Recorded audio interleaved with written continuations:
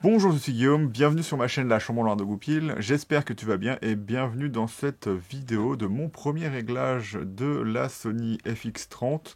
Donc voilà, ces premiers réglages, c'est pour voir un peu comment le boîtier fonctionne lorsque vous l'aurez, si vous ne connaissez absolument pas l'ergonomie Sony, donc il y a peut-être des choses à apprendre, mais là ce sera vraiment moi qui vais à travers les menus et qui essaye un petit peu d'expliquer ce qui se passe dans le boîtier. Donc voilà, on va passer directement sur le boîtier. Donc vous voyez que il y a l'affichage qui est ici. Donc on va aller directement dans les menus. Hop. Donc voilà, on voit que dès le début, on a comme d'habitude chez Sony notre menu de réglage. Donc là, eh ben, ce qui est bien, c'est qu'elle a été remise à zéro, puisque c'est une FX30 d'occasion que j'ai ici. Donc on va pouvoir ajouter des éléments. Moi, je vous conseille de faire ça en dernier, donc c'est pour ça qu'on va pas voir ça tout de suite. Et puis, de manière générale, c'est pas forcément le truc le plus intéressant à regarder, c'est juste que vous pouvez ajouter des éléments dans n'importe quel onglet que vous avez en dessous. Et voilà, ce sera intéressant si vous avez du mal à retrouver certaines choses. Ça vous permettra de pouvoir avoir accès à ça beaucoup plus rapidement et facilement si vous avez un problème à y accéder directement dans les menus. Du coup, on va aller ici. Donc voilà, on a les réglages qui vont être déjà directement ici. Donc on est en PAL. Moi d'habitude je la mets en NTSC à part lorsque je fais comment dire ça, lorsque je filme pas pour moi, parce que pour YouTube voilà, il n'y a aucun problème puisque nos écrans étant donc vous pouvez les régler, mais les écrans étant de base en 23 976 ou donc 5994, et ben je les règle en 60p et ça permet aussi, enfin en 60p en NTSC, et ça vous permet notamment aussi de pouvoir utiliser le 120 images par seconde que vous pouvez ramener en 25 images par seconde sans problème dans vos logiciels de montage en faisant un pourcentage, donc un petit calcul, un petit produit en croix. Donc vous avez tous les réglages qui vont être disponibles ici. Comme vous le voyez, moi, c'est ce que je trouve très intéressant chez Sony et la FX30 et la FX3 exploitent ça, c'est qu'on est en ce qu'on appelle exposition flexible, donc on va avoir tous les paramètres qui seront en manuel et vous pouvez les mettre automatiques à n'importe quel moment et vous pouvez affilier une touche pour par exemple mettre les ISO auto, comment la vitesse auto ou l'ouverture automatique, et donc ici vous pouvez régler ces paramètres là aussi directement. Donc vous avez tout qui va être disponible, pardon, hop, donc la vitesse, les ISO, donc 50p, il faudra se mettre bien évidemment au-dessus, donc plutôt à un centième de seconde. On a la balance des blancs qui est ici, donc je vous conseille pas de vous mettre en balance des blancs automatique, mais si vous pouvez pas faire autrement, faites-le. Mais de manière générale, ce sera toujours mieux. Je vais enlever ça, hop, tac tac, désolé, de comment faire votre balance manuellement. Et voilà, vous faites à peu près votre idée, donc vous avez probablement certainement déjà fait une balance manuelle, vous vous habituez à prendre le 5500 pour le soleil, après ajuster ça en fonction de votre expérience, et ça ira très très bien. Donc là, on a aussi tous les codecs. Donc pour l'instant, je suis en Nixa VCS HD. Là, il y aura aussi le datarate qui est disponible, donc du 8 bits 420. Donc c'est pas forcément le codec le plus intéressant. Enfin, le codec. La profondeur de couleur et l'échantillonnage de couleur le plus intéressant. Et on va avoir l'assistant pour pouvoir avoir en log une image colorisée à peu près comme il faut. Et puis voilà. Et donc on a certaines fonctions ici que je ne vais pas forcément connaître. Donc PX, donc ça c'est le proxy. Donc si vous voulez avoir, si vous avez un ordi qui n'aime pas trop certains fichiers, vous pouvez enregistrer en proxy en plus et du coup ça vous servira. Et donc c'est ici, bien sûr. Hop, réduction du bruit de fond. Donc moi je le mets sur off. Voilà, parce que j'aime pas que le volume baisse, et donc ce sera mieux d'avoir un micro qui va être protégé. Donc on va plutôt aller vraiment dans les menus, mais là on a voilà, notre possibilité de pouvoir régler plein de choses différemment, et donc la FX30, contrairement aux autres appareils Sony, va avoir un mode spécifique log. Vous pouvez quand même continuer à mettre le log dans un profil de couleur comme c'était le cas sur les Sony avant, sauf que vous devrez revenir l'indiquer, parce que là, de base, ça n'est pas dans ces profils de couleur de base, même si vous pouvez toujours faire exactement ce que vous voulez. Et là, si je mets log, hop, prise de vue log, et vous avez donc ISO flexible, donc le log de base, comme vous l'avez sur les A7 par exemple, où vous allez choisir tous vos ISO comme vous voulez, et donc on va avoir les modes Ciné EI rapide et Ciné EI, Ciné EI qui reprend que la base ISO, et Ciné EI qui est un petit peu plus spécifique, et donc vous pouvez voir avec la poubelle par exemple ce que ça va indiqué. Donc fixe l'ISO sur la base ISO et enregistre en S-Log3. Base ISO change automatiquement en fonction de la valeur d'indice d'exposition. Donc ce que fait du coup, je vais vérifier que c'est pas indiqué la même chose sur CineEI pour être sûr. Voilà. Ce que fait CineEI rapide, au final, c'est que vous pouvez avoir un index d'exposition. Donc vous pouvez en gros l'affichage de paramètres d'aide à l'affichage, vous pouvez l'exposer comme vous voulez. Si vous surexposez et que vous ne voulez pas forcément mettre une lutte spécifique sur la FX30, eh ben vous pouvez utiliser le CineEI rapide et juste prendre l'aide à l'affichage de base et augmenter l'indice d'exposition pour que ça reflète ce que vous enregistrez. Mais ça n'enregistrera toujours que aux bases ISO. Il n'y a que lorsqu'on a certains logiciels Sony comme Catalyst que on peut avoir les métadonnées et on peut recoloriser, enfin réexposer le fichier comme il était avec l'index d'exposition. Donc en gros, c'est juste pour vous aider à afficher ce que vous voulez, mais ça restera sur les bases ISO. Donc si vous essayez d'exposer avec ça, ce sera un problème, ce sera toujours sous-exposé ou surexposé si vous baissez ou vous augmentez l'exposition, les ISO en CineEI rapide. Et donc voilà, donc en gros en CineEI vous avez que les deux bases ISO qui sont de 800 et de 2500. Donc on va revenir en arrière, donc il faut que je m'habitue quand même un petit peu à la façon dont marche le boîtier. Donc si je fais menu, ça va revenir en arrière, oui exactement. Je vais quand même... Donc pour l'instant je vais mettre en ISO flexible, je sais que c'est pas bien, mais voilà, donc on a le gamut qui va être disponible, donc on a le gamut ciné et le gamut 3 standard. Moi je préfère le ciné, je trouve que les couleurs sont un peu mieux. Le gamut 3 je trouve que ça ressemble un peu plus au S-Log2, c'est que mon avis, mais voilà, c'est celui-là qui va avoir, pour que vous le sachiez, le plus de luttes disponibles si vous voulez pas en créer, donc c'est souvent le ciné qu'on privilégie aussi. Donc on peut intégrer un fichier lutte, donc on met on ou off, donc il faudra en intégrer plus tard, mais apparemment c'est pas ici. Et donc vous avez toujours, voilà, sauvegarde un fichier lutte en le liant au film. Ah non, non. Non, non, non, ça c'est pas bon. Donc ça, voilà, c'est pas l'affichage. Intégrer le fichier lutte, c'est que comme je suis en train de faire avec mon Lumix S5 Mark IIX pour passer sur la thème, eh ben, j'ai la lutte qui est directement enregistrée avec le fichier qui est en train d'être généré pour mon splitter. Et là, je veux pas parce que eh ben, il faut être sûr de son exposition et sûr de tout ça.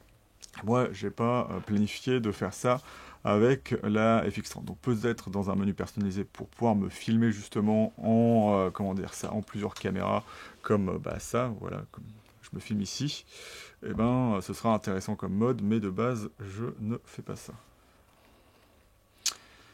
Donc on a la carte d'enregistrement 1 A qui est oui ou 1 qui est ma CF Express de type A. Et donc on a 3h28 qui est disponible. On a la CF Express de type... non, pas de... Là c'est la SD que j'ai, mais tous les deux ports sont bien évidemment compatibles avec la CF Express de type A. Je vais juste me mettre sur off pour qu'on le voit. Et donc voilà, là on a l'enregistrement qui va être disponible. Emplacement 1, emplacement 2, enregistrement simultané. Donc je vais voir ça, je vais mettre enregistrement simultané, voilà, mais j'ai tendance à, notamment pour tester la surchauffe ou des choses dans le genre, ou la durabilité de la batterie, et ben mettre à la suite, mais bon voilà, c'est juste pour des tests. Là ce sera bien puisque c'est une caméra dédiée vidéo où on peut faire du cinéma avec, mais c'est pas une caméra de cinéma, donc on en reparlera dans une autre vidéo, mais voilà, le mieux c'est d'enregistrer en redondance, même si je n'ai jamais vu aucun Sony corrompre des cartes. Donc voilà, c'est de la sécurité. Et puis voilà. Donc on a ici le nom de fichier. Donc nom de fichier, on va mettre série, nom de fichier, format, format, nom de fichier. Alors moi j'aime bien mettre date, titre plus date, voilà. Non, le compte, je peux pas régler le nom du fichier. réglage non titre, voilà. Et donc on va hop, régler ça, donc hop, on va faire dans l'originalité, et donc ce sera hop, j'essaie juste de supprimer ça, voilà, F, vous voyez où je veux en venir, hein, j'imagine, X,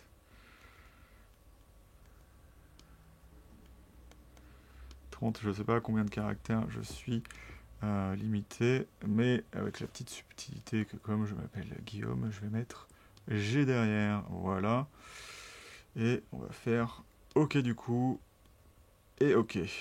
Voilà, donc le réglage du nom du titre, vous le voyez ici. Donc ça peut être un petit peu relou quand vous faites... moi je fais des exports souvent de mes fichiers, des fois pour des tests de colorisation, d'étalonnage. Ça peut être un petit peu embêtant, mais voilà, vous avez exactement le moment où vous avez pris la vidéo, et c'est quand même un petit peu intéressant, je trouve, au final. Vous n'êtes pas obligé de trouver ça bien, mais on a, voilà, comme vous voyez, la possibilité de régler ça, et en plus on peut avoir l'ID de la caméra si on veut. Donc si on fait ça, on va faire, voilà, donc ce qui est intéressant, voilà, vous voyez, on a caméra A, donc on peut avoir n'importe quelle caméra qu'on veut, donc c'est quand on enregistre bien évidemment en multicam que ça va être intéressant. On peut avoir une bande comme on veut, voilà, et on peut même régler la position de la caméra suivant l'endroit où elle est lorsqu'on enregistre, donc ça peut aider à ranger nos fichiers tout simplement. Et puis voilà, quand on veut pas forcément regarder la vidéo à chaque fois, ça peut être bien. Donc on peut reconnaître rapidement la cam et on voit et en dessous ce que ça donne en termes d'identifiant. Et puis voilà. Donc moi j'ai choisi FX30G, voilà, donc parce que ça me servira le plus pour moi. Mais voilà, sachez que lorsque vous faites un shooting professionnel, on pourra vous un shooting filmer on va y arriver, un tournage pro ou quoi que ce soit d'autre, eh ben, ça sera peut-être plus intéressant pour vous de mettre l'ID de la cam si vous avez plusieurs FX30, parce que voilà, bien évidemment ça ne marchera pas si vous avez plusieurs choses un petit peu hétéroclites ou hétérogènes dans votre choix. Donc on a la stabilisation active standard. Alors moi j'ai tendance à la mettre en active lorsque je suis sur des focales larges. Mais par contre sur mon, et c'est pour ça que j'ai aussi acheté la FX30, c'est pour l'utiliser avec mon 200-600. Le 200-600, ça ne marche pas à part si vous faites du plan fixe, mais vraiment, vraiment, il faut avoir quelque chose de stable ou être vraiment lesté parce que vous êtes plus stable lorsque la caméra est plus lourde. Hop, je m'aperçois que je m'affiche pas depuis tout à l'heure. J'avais pas besoin de regarder la caméra. Et puis voilà, donc je vais le mettre là-dessus parce que je suis au 20 mm qui fait 30 mm sur la FX30. Et puis voilà, donc je suis en manuel parce que l'appareil est en manuel. Donc voilà, je perturbais la cam. Donc on va revenir dessus. Et puis on va revenir dans les menus. Mais en fait, elle n'était pas en autofocus, simplement parce que j'avais pas mis l'autofocus sur mon 20 mm. Et là, on a la zone de mise au point. Donc, comme d'hab chez Sony, on a plein d'options. On a le hop, zone de mise au point, spot, fixe. Et le suivi doit se faire directement en tactile, puisqu'on est en mode de vidéo. Voilà. Hop, donc on a notre sujet. Hop, dans on-off, moi je le mets souvent sur un bouton, mais voilà, vous voyez qu'on peut l'avoir ici dans le principal. Et on a le choix des sujets. Encore une fois, j'aime bien le mettre sur un bouton, souvent d'ailleurs le bouton central qui sert à sélectionner dans les menus. Comme ça, on choisit directement, rapidement son sujet. Et puis voilà. Et donc c'est ce qu'on va avoir dans le principal. Et vous voyez qu'il y a le pourcentage de batterie ici, en dessous, qui est directement indiqué dans les menus, ce qui est très très pratique, et c'est bien que Sony ait fait ça sur la FX30. Donc on arrive, donc qualité d'enregistrement, j'espère que ça ne va pas lui faire péter un câble, parce que souvent, ce que j'aime pas lorsque je fais ces petites vidéos, c'est que quand je change les formats de vidéo, ça va un petit peu vouloir comment dire, arrêter l'enregistrement. Donc voilà, on a plusieurs types d'enregistrement assez intéressants. Donc on a le XAVC HS4K, S, SHD, SI 4K, SI HD, SI DCI 4K. Alors, le seul truc qui est un petit peu dommage, c'est que le SI ne soit, enfin le DCI ne soit qu'en, comment dire, SI. Donc on va défiler. Donc de base, on est en HD, ce qui est pas terrible. Donc si je me mets en HS 4K, non, ça ne va pas me déranger. Donc ça, c'est le H265. Donc la compression la plus élevée qui va être disponible. Donc la taille de fichier la plus petite, mais ça va demander peut-être des ordis qui seront de génération actuelle ou d'ancienne génération, mais un peu costaud. Et ça fera en sorte quand même d'avoir des performances en montage qui sont un peu moins bonne, donc on reste sur du 4K, ça marche parfaitement bien, notamment sur Premiere où il n'y a absolument aucun problème parce qu'il est intégré depuis très très longtemps. Vous pouvez aussi noter certainement une différence dans le bruit, c'est peut-être ça qui va vous déranger. Comme c'est notre efficience, et ben, la compression fait qu'on a moins de bruit à l'intérieur ou que le bruit est géré différemment. Donc c'est plus performant en bruit, donc en dynamique, que de l'H264 en général. Sauf que le bruit est peut-être un petit peu moins intéressant, un petit peu moins filmique. On peut dire ça comme ça, donc suivant votre avis. Donc il faudra peut-être faire des tests dessus. Moi je trouve que c'est un format très très bien. Mais voilà. Le XAVCS, c'est le format historique de Sony qui est aussi disponible maintenant en 10 bits parce qu'avant c'était que du 8 bits 4.2.0 donc c'était pas vraiment très intéressant. Et si vous sortiez, bon, vous pouvez faire du 4.2.2 mais il fallait passer par du ProRes sur l'Atomos Ninja 5. Mais le 8 bits 4.2.2 c'est pas vraiment beaucoup plus performant que le 8 bits 4.2.0, c'est que lorsqu'on passe en 10 bits que c'est intéressant, on verra ça juste après. Donc HD ça veut dire HD, donc tous ces codecs là, et le XAVCS A et 4K, c'est du 16 neuvième. Donc le SI, c'est le format non compressé, donc en intra-frame, donc all-intra, et on aura les débits les plus élevés dessus, donc les data rates les plus élevés, donc ce sera ce qui prendra le plus de place. On est sur de l'H264, c'est à peu près ce qu'enregistrent les caméras cinéma Sony, enfin un des codecs qu'enregistrent les caméras de cinéma Sony, notamment par exemple la FX6, sauf que là au lieu d'avoir du MXF, on est sur du MP4. Alors c'est la même qualité, sauf que avant, donc aujourd'hui ça ne devrait plus être le cas, mais si vous avez des anciennes versions de logiciels de montage, ça ne fonctionnait pas, notamment lorsque on avait de l'audio un petit peu plus élevé, donc du 24 bits, donc du LPCM, parce que le MP4 a évolué, mais n'était pas capable à une certaine époque d'avoir du LPCM, et donc c'était pas pris en charge. Mais du coup, c'est la seule différence, c'est que c'est une extension MP4 par rapport à une extension MXF qui est plus communément admis. Donc voilà, c'est peut-être un petit peu dommage, mais ça marche quand même très très bien aujourd'hui, et dans le futur, il n'y aura aucun problème avec l'extension MP4 sur ces Sony, et c'est pas un problème, il n'y a pas de problème de qualité, c'est aussi bon que du MOV par exemple. Et on a la même chose en HD. Et là où je dis que je trouve ça dommage, c'est que c'est intéressant d'avoir de la DCI, parce que c'était le premier appareil photo, caméra Sony, à faire ça à part la ligne cinéma, mais elle en fait partie, donc à ce prix-là, on va dire. Mais depuis maintenant, la 7S3, et je sais pas si le A1 fait ça, mais la 7S3, c'est sûr, fait de la DCI 4K. Et donc, en gros, vous avez le ratio 17 neuvième qui est disponible, donc, mais avec l'intérêt de pouvoir contenir le 16 neuvième de base, à savoir qu'on est sur du 4096 sur 2160, alors que sinon on est sur du 3840 par toujours 2160. Donc en gros, si vous enregistrez en DCI et que vous voulez faire de l'export 16 neuvième, c'est possible. Et voilà. C'est toujours assez intéressant. Bien évidemment, vous aurez un petit peu de crop à faire sur le côté, et voilà, ce sera un petit peu filmé différemment. Mais voilà, si vous voulez avoir les deux, c'est possible, puisque on ne perd pas au moins en définition. On a juste un cadrage légèrement différent. Hop. Donc là, dans réglage de film, c'est là qu'on va régler notre data rate, et je vais un petit peu enlever mon visage d'ici. Hop, donc on a les 50p. Donc, comme on est en HS, voilà, c'est le gros problème. Voilà, ça me permet de parler d'un problème directement. On va se mettre en SI 4K, ce sera beaucoup plus simple. Lorsque vous êtes en PAL, donc chez nous, en Europe, eh ben, le gros problème, c'est que on ne sait toujours pas pourquoi Fujifilm ne le fait pas et les autres fabricants ne le font pas aussi. Mais chez Sony, on n'a toujours pas de 25 images par seconde en XAVC-HS ou en H265. Donc nous, on est un peu voilà, dans l'attente d'avoir ça. Moi, ça me pose pas de problème à la base parce que je fais du 23,976. Mais c'est vrai que ça peut être relou lorsque, notamment, je filme pour des trucs un petit peu plus officiels. Voilà.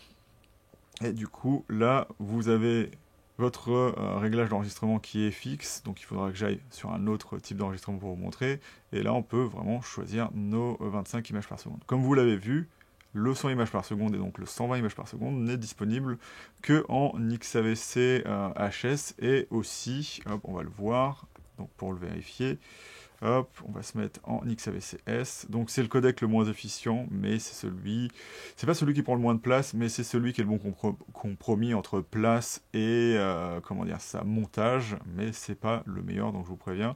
Et là vous avez le 100 images par seconde, et vous l'avez aussi en H265. Moi je vous conseille de faire vos ralentis en H265, on gagne un petit peu en qualité, mais encore une fois, si vous préférez la façon dont sont gérés les fichiers via de l'H264, et ben il faudra utiliser ça.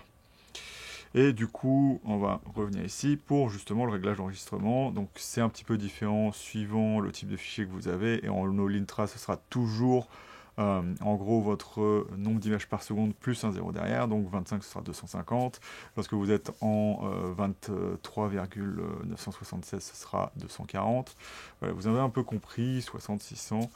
Et puis voilà, et donc vous avez la possibilité d'être là, vous avez que deux possibilités. Soit vous êtes en 200 en 422 10 bits, donc si vous voulez faire du S-Log 3, c'est ça qu'il faudra utiliser. Hein. Le 8 bits, vous n'avez pas assez de profondeur de couleur et ça ira assez mal très très vite.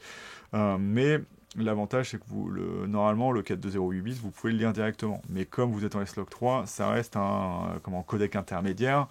Et il n'y a pas tout, enfin, c'est pas forcément visible avec tous les lecteurs.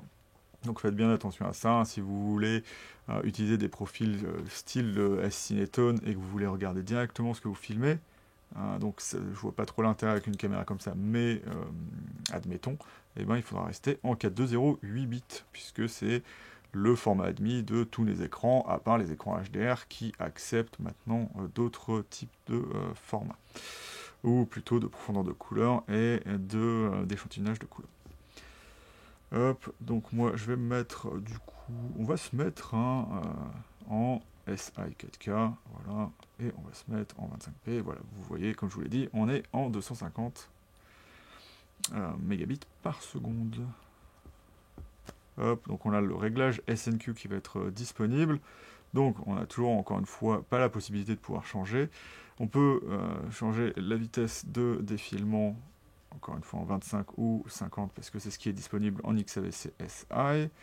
Hop, on a la possibilité de faire, en fait ça s'appelle slow and quick pour une raison, donc si je suis en 100 images, comment dire ça, en 50, si je vais en 100, c'est ralenti la moitié, la moitié, voilà. Et si vous passez, en gros, là, ce sera ralenti, mais dès que vous passez votre nombre d'images par seconde et le nombre de FPS, de vitesse de défilement dans SNQ, si je le mets à 50 et que je suis à 50, ça ne fera rien. Et si je passe, par exemple, de 50, je suis en 50 en enregistrement et que je passe à 25, et ben, ça va passer en accéléré. Donc si vous avez plus de vitesse de défilement que votre vitesse d'enregistrement, c'est assez compliqué parce qu'il met une vitesse de défilement SNQ alors que ça ne devrait pas vraiment être ça. Mais sachez que par exemple, pour faire plus simple, si vous voulez faire de l'hyperlapse, vous avez une image par seconde, une image par seconde qui est enregistrée, et suivant ce que vous allez avoir comme nombre d'images par seconde au final, et ben ce sera tant de secondes qui feront genre une seconde réunie. Par exemple, on enregistre une image par seconde. Si je veux faire 25 images par seconde au final, et ben ça fera 25 secondes. Voilà, c'est ça le principe. Et puis voilà, donc c'est vraiment de l'accéléré, même si on est un petit peu limité. Et moi, ce que je trouve intéressant par rapport à du time-lapse, que ne fait pas Sony, alors peut-être que oui maintenant, je suis pas sûr sur la FX30, mais moi ce que je trouve intéressant, c'est qu'on garde le S-Log 3 là-dessus, donc on peut étalonner comme on veut de l'hyperlapse, et donc par exemple faire des étoiles un peu plus tranquillement que juste avoir des photos en JPEG qu'on ne peut pas retoucher. Voilà. Hop, donc Réglage pour prise de vue log, voilà, ISO flexible. Donc voilà, on revient dans le même menu qu'on avait avant, donc je ne vais pas forcément vous en reparler, mais voilà, vous avez des menus qui seront redondants puisque vous avez cette page, cette grande page qui permet d'accéder à des choses assez rapidement sur la FX30, comme sur n'importe quelle caméra cinéma, même si la FX30 n'est pas une caméra de cinéma. Mais elle peut faire du cinéma. Donc on a encore le réglage proxy, donc on peut enregistrer, sauf que là vous aurez les options disponibles, donc on est encore dans du XAVC-S, voilà.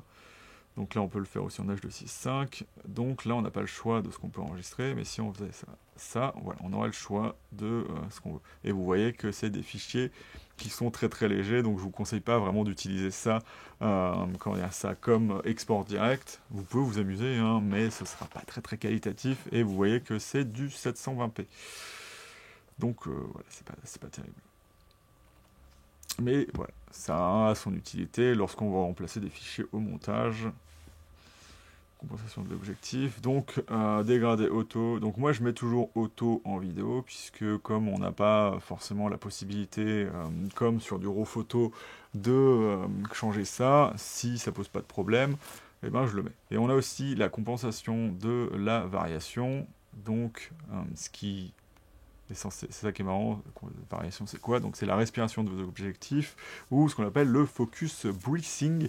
Et donc sur le 20 mm, et ben, ça va recroper un petit peu dedans pour avoir quelque chose qui va pas, avoir un cadrage qui change, parce que je le rappelle, une optique photo, notamment certaines optiques cinéma le font aussi, a sa focale à plus l'infini, et suivant l'endroit où on est mis au point, on peut changer de focale, d'où ce qu'on appelle le focus breathing. Donc par exemple, le 20 mm peut peut-être être un 24 mm lorsqu'il est mis au point de près, et donc Sony applique un crop, mais c'est plus que ça, puisqu'il y a une compensation qui est gérée derrière, pour que vous ayez l'impression que il n'y ait pas de changement de focale pendant la mise au point, et donc c'est un peu moins distrayant. Ça peut être des fois utile d'avoir de la respiration, mais c'est vrai que la plupart du temps, c'est bien d'avoir ce type d'option, et voilà, vous l'avez dans la FX30, mais voilà, vous le savez peut-être déjà parce que l'appareil, ou la caméra, est sortie depuis un petit moment. Donc donc on a les menus habituels chez Sony, formatés, voilà, on peut formater les emplacements comme on veut, c'est assez simple. On a le réglage de support d'enregistrement, donc on l'a déjà vu tout à l'heure. Et on peut avoir aussi ce qu'on fait lorsqu'on est en photo. Donc JPEG Fine, 26 millions de pixels, hein, je vous le rappelle. On est sur un capteur photo 3,5 en Super 35. Hein. Donc APS-C, parce que Super 35 ça définit 35 mm comme le plein format. J'en parlerai peut-être un jour, mais on va pas parler ici. Et du coup, on va avoir le réglage de qualité qui permet d'aller dans un autre menu où je n'y ai pas ici. Donc on avait dit enregistrement simultané, et là en photo, on va avoir enregistrement, donc emplacement 1. Ça me va très très bien. Voilà. Commutation automatique du support. Faut que je vois ce que ça donne, mais j'aime pas quand par exemple on va le mettre sur oui. Ce que j'aime pas sur la commutation du support, c'est que certaines marques, je me souviens pas si Sony le fait, quand on commute le support, elle reste sur ce support là. Par exemple, si vous choisissez d'enregistrer emplacement 1 et après passer sur l'emplacement 2, ça arrive que la commutation passe sur l'emplacement 2 et laisse l'emplacement 2 dans le réglage de la caméra, même si vous avez remis une carte 1. Donc c'est souvent pour ça que je le mets pas, mais bon, là ça peut toujours servir. Et puis voilà. Récupération BD image. Alors ça c'est assez particulier puisque c'est votre récupération d'image si vous avez supprimé par inadvertance un fichier. C'est assez compliqué parce que en fait Sony est capable de le faire que lorsque la carte est restée dans le boîtier. Donc il y a une espèce de bufferisation de vos images. Donc il y a une trace qui reste dans l'appareil photo ou dans la caméra, mais elle reste que si vous laissez la carte dedans. Si vous l'enlevez, vous la remettez, l'appareil ne verra aucune image. Affichage des informations de support, donc là vous pouvez voir, hop, il me reste 51 minutes. Voilà, vous voyez que ça a drastiquement baissé par rapport à ce qu'on avait lorsqu'on était en HD. Hop, voilà. Hop. Non, je me suis trompé. Inscription de numéro de série. On peut faire oui ou non. Donc réglage fichier. Donc voilà, c'est ce qu'on avait vu tout à l'heure. Donc je vais pas repasser dessus. Mais voilà, il y a certaines redondances, bien évidemment, puisque tout ce qu'on a vu avant, comme je vous l'ai déjà dit, se retrouvera dans les menus. Mode d'exposition. Alors voilà, donc comme on est en mode flexible, il n'y a pas le mode PSAM, mais on peut passer en PSM. Si je passe en mode PSAM, je peux faire Expo, voilà, et changer voilà, directement ce qu'on veut dessus. Bon, je reste en exposition flexible et je vous conseille de faire ça parce que eh ben, c'est le mode le plus intéressant. Voilà. Et donc ce que je peux faire avec ça, c'est on a directement des boutons qui sont programmés dessus. On peut regarder réglage perso. Donc, de ce que je vois, voilà, ici, on a l'AV qui est sur le bouton 1, donc qui est marqué Iris, ce qui me semble pas mal de base. Le bouton balance des blancs fait la balance des blancs, normal. Le bouton 3 fait les ISO, donc vous passez en ISO automatique, voilà. Appuyez, donc c'est le principe hein, vraiment de l'ISO flexible, enfin des paramètres d'exposition flexible. Donc moi je trouve ça vraiment très intéressant. Et je crois qu'il décide de pas mettre, voilà c'est ça qu'il fait, il ne met pas dedans la vitesse parce que c'est un paramètre qu'on n'est pas censé changer. Et donc c'est pas bête, hein. Moi je pense que je vais laisser ça comme ça parce que avant je laissais la vitesse en auto en me disant bah, ça peut toujours être utile mais c'est toujours le bouton où je me trompe et en fait je le change alors que je veux pas changer la vitesse et qu'on peut directement la changer via une molette. Donc voilà, c'est ça qui est intéressant. Donc avec le petit problème sur la FX30, mais voilà, c'est ça sur tous les Sony, de devoir, à chaque fois qu'on change de nombre d'images par seconde, comme on n'a pas d'obturateur, comment ça s'appelle? Je vais y arriver. On n'a pas les degrés d'angle, voilà, l'angle d'obturation, parce qu'en fait, ce que fait l'angle d'obturation, c'est que ça s'adapte à votre vitesse de défilement en augmentant à 180 degrés, en mettant x2, voilà, tout simplement. Donc, pour 24 images par seconde, ce serait 1/48e de seconde, et ça s'adapte. En fait, l'intérêt, c'est pas juste d'avoir une obturation qui est, comment dire ça, 2 fois votre vitesse de défilement, c'est surtout qu'il le fait automatiquement. Donc, vous n'avez pas, par exemple, si je me mets en 120 images par seconde, il va se mettre à un 125e. J'ai pas besoin d'aller jusqu'à un 240e, il le ferait tout seul, c'est dommage que la FX30 et que tous les autres Sony n'aient pas ça. Et puis voilà, donc je reviendrai là-dessus un petit peu plus tard, je préfère mieux me concentrer sur le fait de revenir un peu là-dessus, mais voilà, vous voyez que dans l'exposition flexible, on a déjà l'iris et l'ISO qui ont ces options, et donc quand j'arrive normalement sur ma prise de vue, hop, si je fais, donc je suis en manuel, si je fais, hop, j'essaie de voir, hop, iris, tac, tac, tac. Il le fait pas.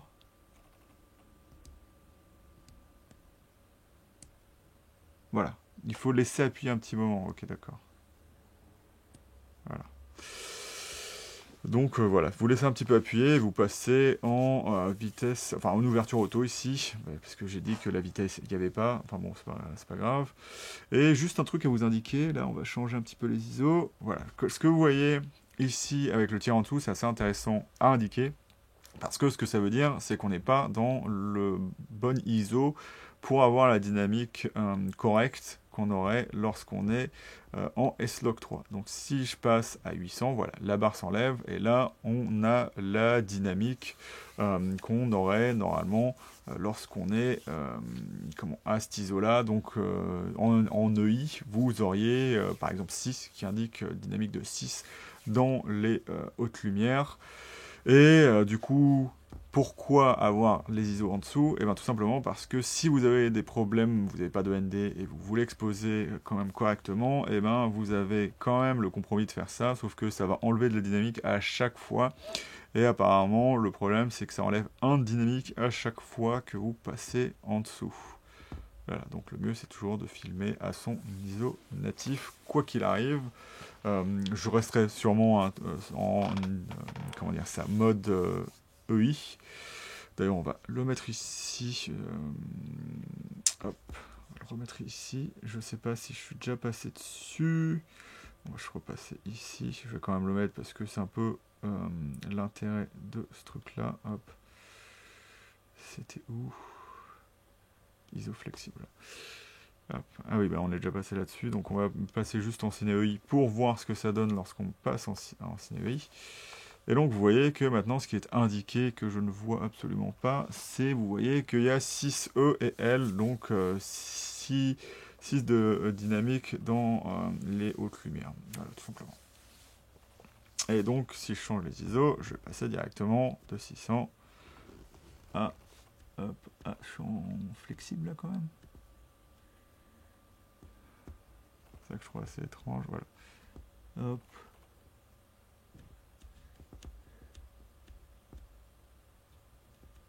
Je sais pas pourquoi il accepte que je fasse ça. Peut-être que j'ai un petit peu mal compris. Peut-être que c'est l'inverse. Attends, attendez, je vais juste passer en EI rapide.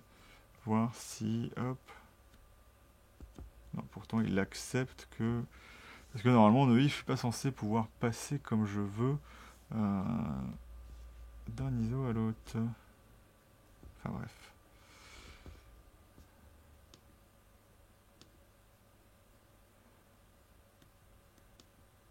C'est étrange parce que quand il me l'indique, c'est bien CineEI et donc il va dire Tata enregistre. Base ISO peut être changé manuellement. ISO fixe sur base ISO et enregistre en S-Log 3. Oui, c'est bien ça. Mais pourquoi du coup je peux faire ce que je veux là alors que je suis pas censé?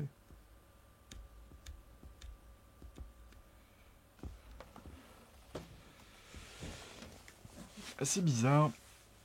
Parce que je pensais qu'il allait directement revenir sur sa base ISO. Alors peut-être qu'il y a un réglage que j'ai pas vu. CineEI. Est-ce que c'est du coup c'est pareil qu'en ISO flexible là ce que je suis en train de faire? Parce que c'est marrant qu'ils me disent ça.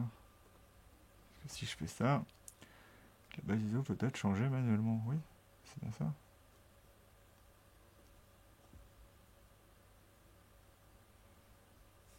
À moins que ce soit. Ah, à moins que ce soit autre chose. À moins que ce soit ça.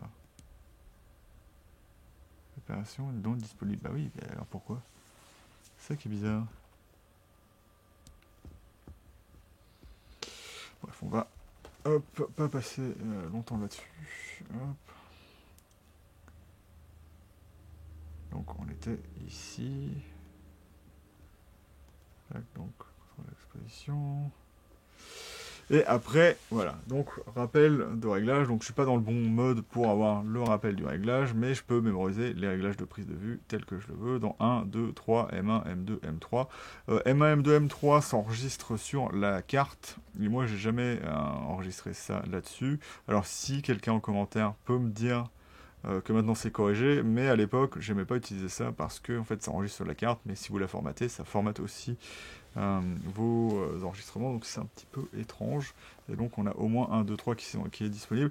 Alors ce qui est dommage, c'est que la FX30, comme la FX3, n'a pas de roue des modes. Donc pourquoi rester à juste 3 mémorisations alors qu'on pourrait en avoir comme sur le Panasonic S5 Mark II ou Mark IIX où j'en ai 10.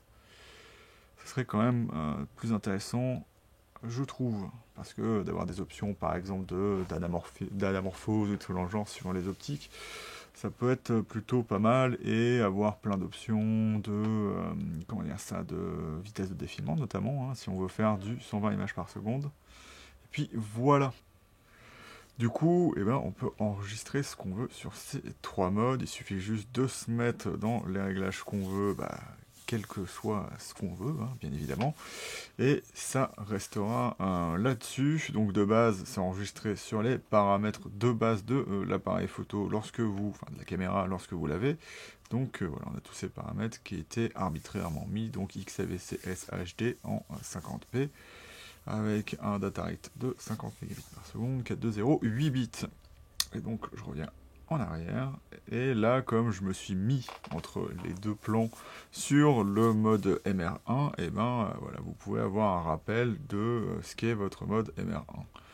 Et donc ce qui est assez marrant du coup, c'est que comme vous êtes en mode de rappel, vous n'avez pas le 2 et le 3. Ça pourrait être quand même intéressant, mais bon, voilà. C'est juste que faut être dans le mode précis pour pouvoir faire un petit peu ce qu'on veut. Et les autres qui peuvent être affichés, c'est que les modes qui sont enregistrés sur votre carte. Et puis voilà. Hop. Et donc, on peut enregistrer ce qu'on veut. Donc, les modes 1, 2, 3, M1, 2, 3 peuvent être enregistrés sur la carte que vous décidez.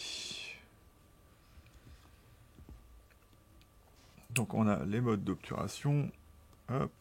Donc le mode silencieux, enfin c'est pas les modes d'obturation, c'est marqué ça, obturation silencieux. Donc c'est en fait un mode d'activation de l'appareil photo qui le ralentit pour que tout ce qui est mécanique à l'intérieur de l'appareil photo, je dis appareil photo alors que c'est une caméra depuis tout à l'heure, on va dire, hein, c'est un peu entre les deux, et ben ce mode silencieux fera en sorte de comment dire ça, d'enclencher moins vite certaines actions dans l'appareil photo pour qu'on entende moins de bruit, mais du coup il y aura une latence un petit peu plus présente de l'appareil photo, mais induite par l'opérateur bien évidemment. Donc si vous faites ça, il ne faudra pas en vouloir à l'appareil photo. Déclenchement sans objectif, je préfère mettre non, parce que ça ne sert pas à grand chose. Ah, si, parce que voilà, si on utilise des optiques manuelles, des optiques à monture PL ou trucs dans le genre, et ben il n'y aura pas de connexion directe sur le boîtier. Puis voilà, réglage anti-scintillement. Donc on a l'obturateur variable ici. Donc je vais partir. Donc on peut le mettre sur on. Et donc si on le met sur on, on peut régler à peu près ce qu'on veut. Vous voyez que les incréments changent un petit peu comme on veut. Donc on va quitter ça, donc je vais l'enlever. Et donc ça, c'est bien évidemment pour lutter contre le scintillement. Le seul truc qui est un peu compliqué, hein, c'est que ça demande pas mal de tâtonnement. Il n'y a pas de réglage automatique à ma connaissance chez Sony pour pouvoir vraiment précisément regarder les fréquences des LED et avoir une lecture beaucoup plus rapide. C'est vous qui allez vous balader et essayer, comme vous pouvez, de ne plus avoir de scintillement. Sachant que ce que voit l'écran n'est pas forcément toujours la même chose que notamment lorsque vous faites des photos. Mais non, là comme on parle de vidéo, en théorie, il n'y a pas de problème avec ça. Vous verrez effectivement ce que vous êtes en train d'enregistrer si comment dire ça, la vitesse de défilement de l'écran correspond à la vraie vitesse de défilement. Et donc c'est pas moi qui le décide ça.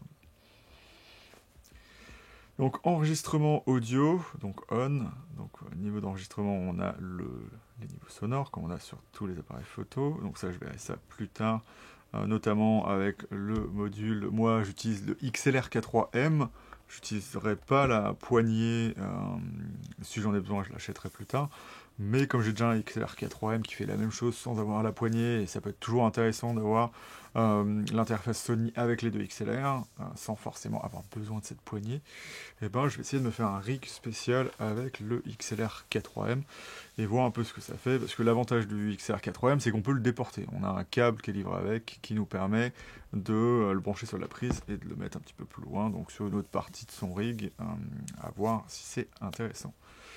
Donc on a la sortie audio, donc on peut synchroniser avec les lèvres comme sur tous les Sony. La réduction du vent, je mets sur off. Et puis voilà, donc on a l'audio pour griffe, donc je vais peut-être, je vais prendre le XLR K3M pour vous montrer du coup. Hop, j'espère que je vais faire ça assez rapidement. Ça va normalement aller assez vite. Il est juste là, j'arrive. Donc si vous connaissez la poignée de la Sony ou vous avez jamais vu un XLR K3M, c'est la même chose, sauf que hop, ici, on est sur quelque chose de un petit peu plus peut-être fragile, et on a des options qu'on n'avait pas dessus. En fait on peut le passer, comme ça date d'avant tous les boîtiers digitales, enfin il y avait cette option de pouvoir mettre des anciens boîtiers qui n'avaient pas forcément tous les contacts comme il faut.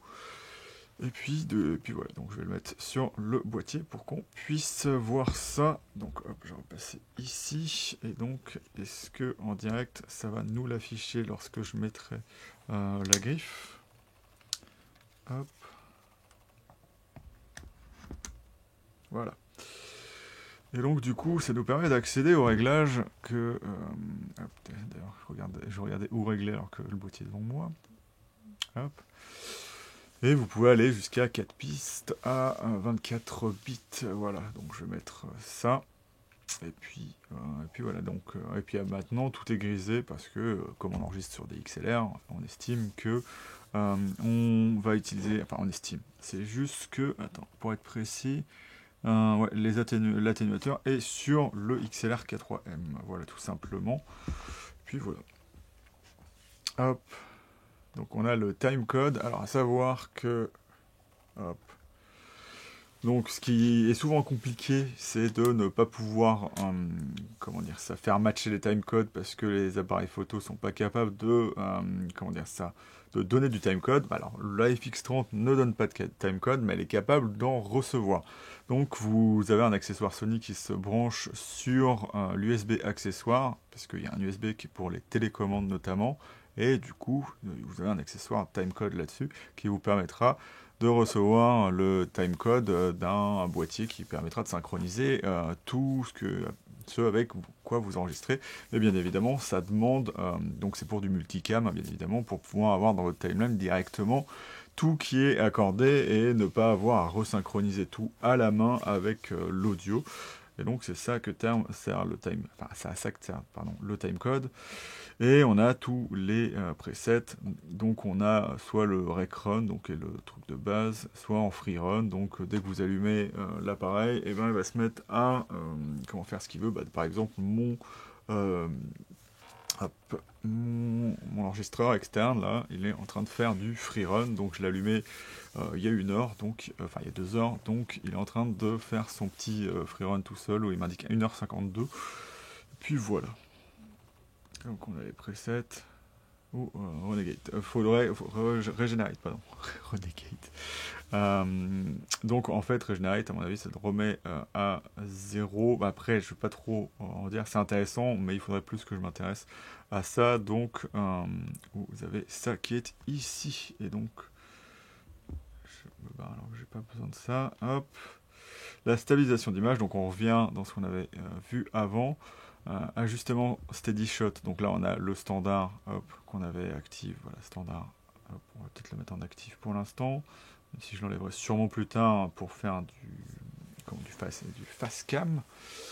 Et hop, on a l'ajustement auto, donc si on le fait sur manuel, voilà, on peut régler la longueur focale maintenant, c'est très très bien, notamment pour tout ce qui n'est pas indiqué dans l'appareil photo. Donc dès que vous avez une optique qui n'a pas de contact, et ben vous allez là-dedans.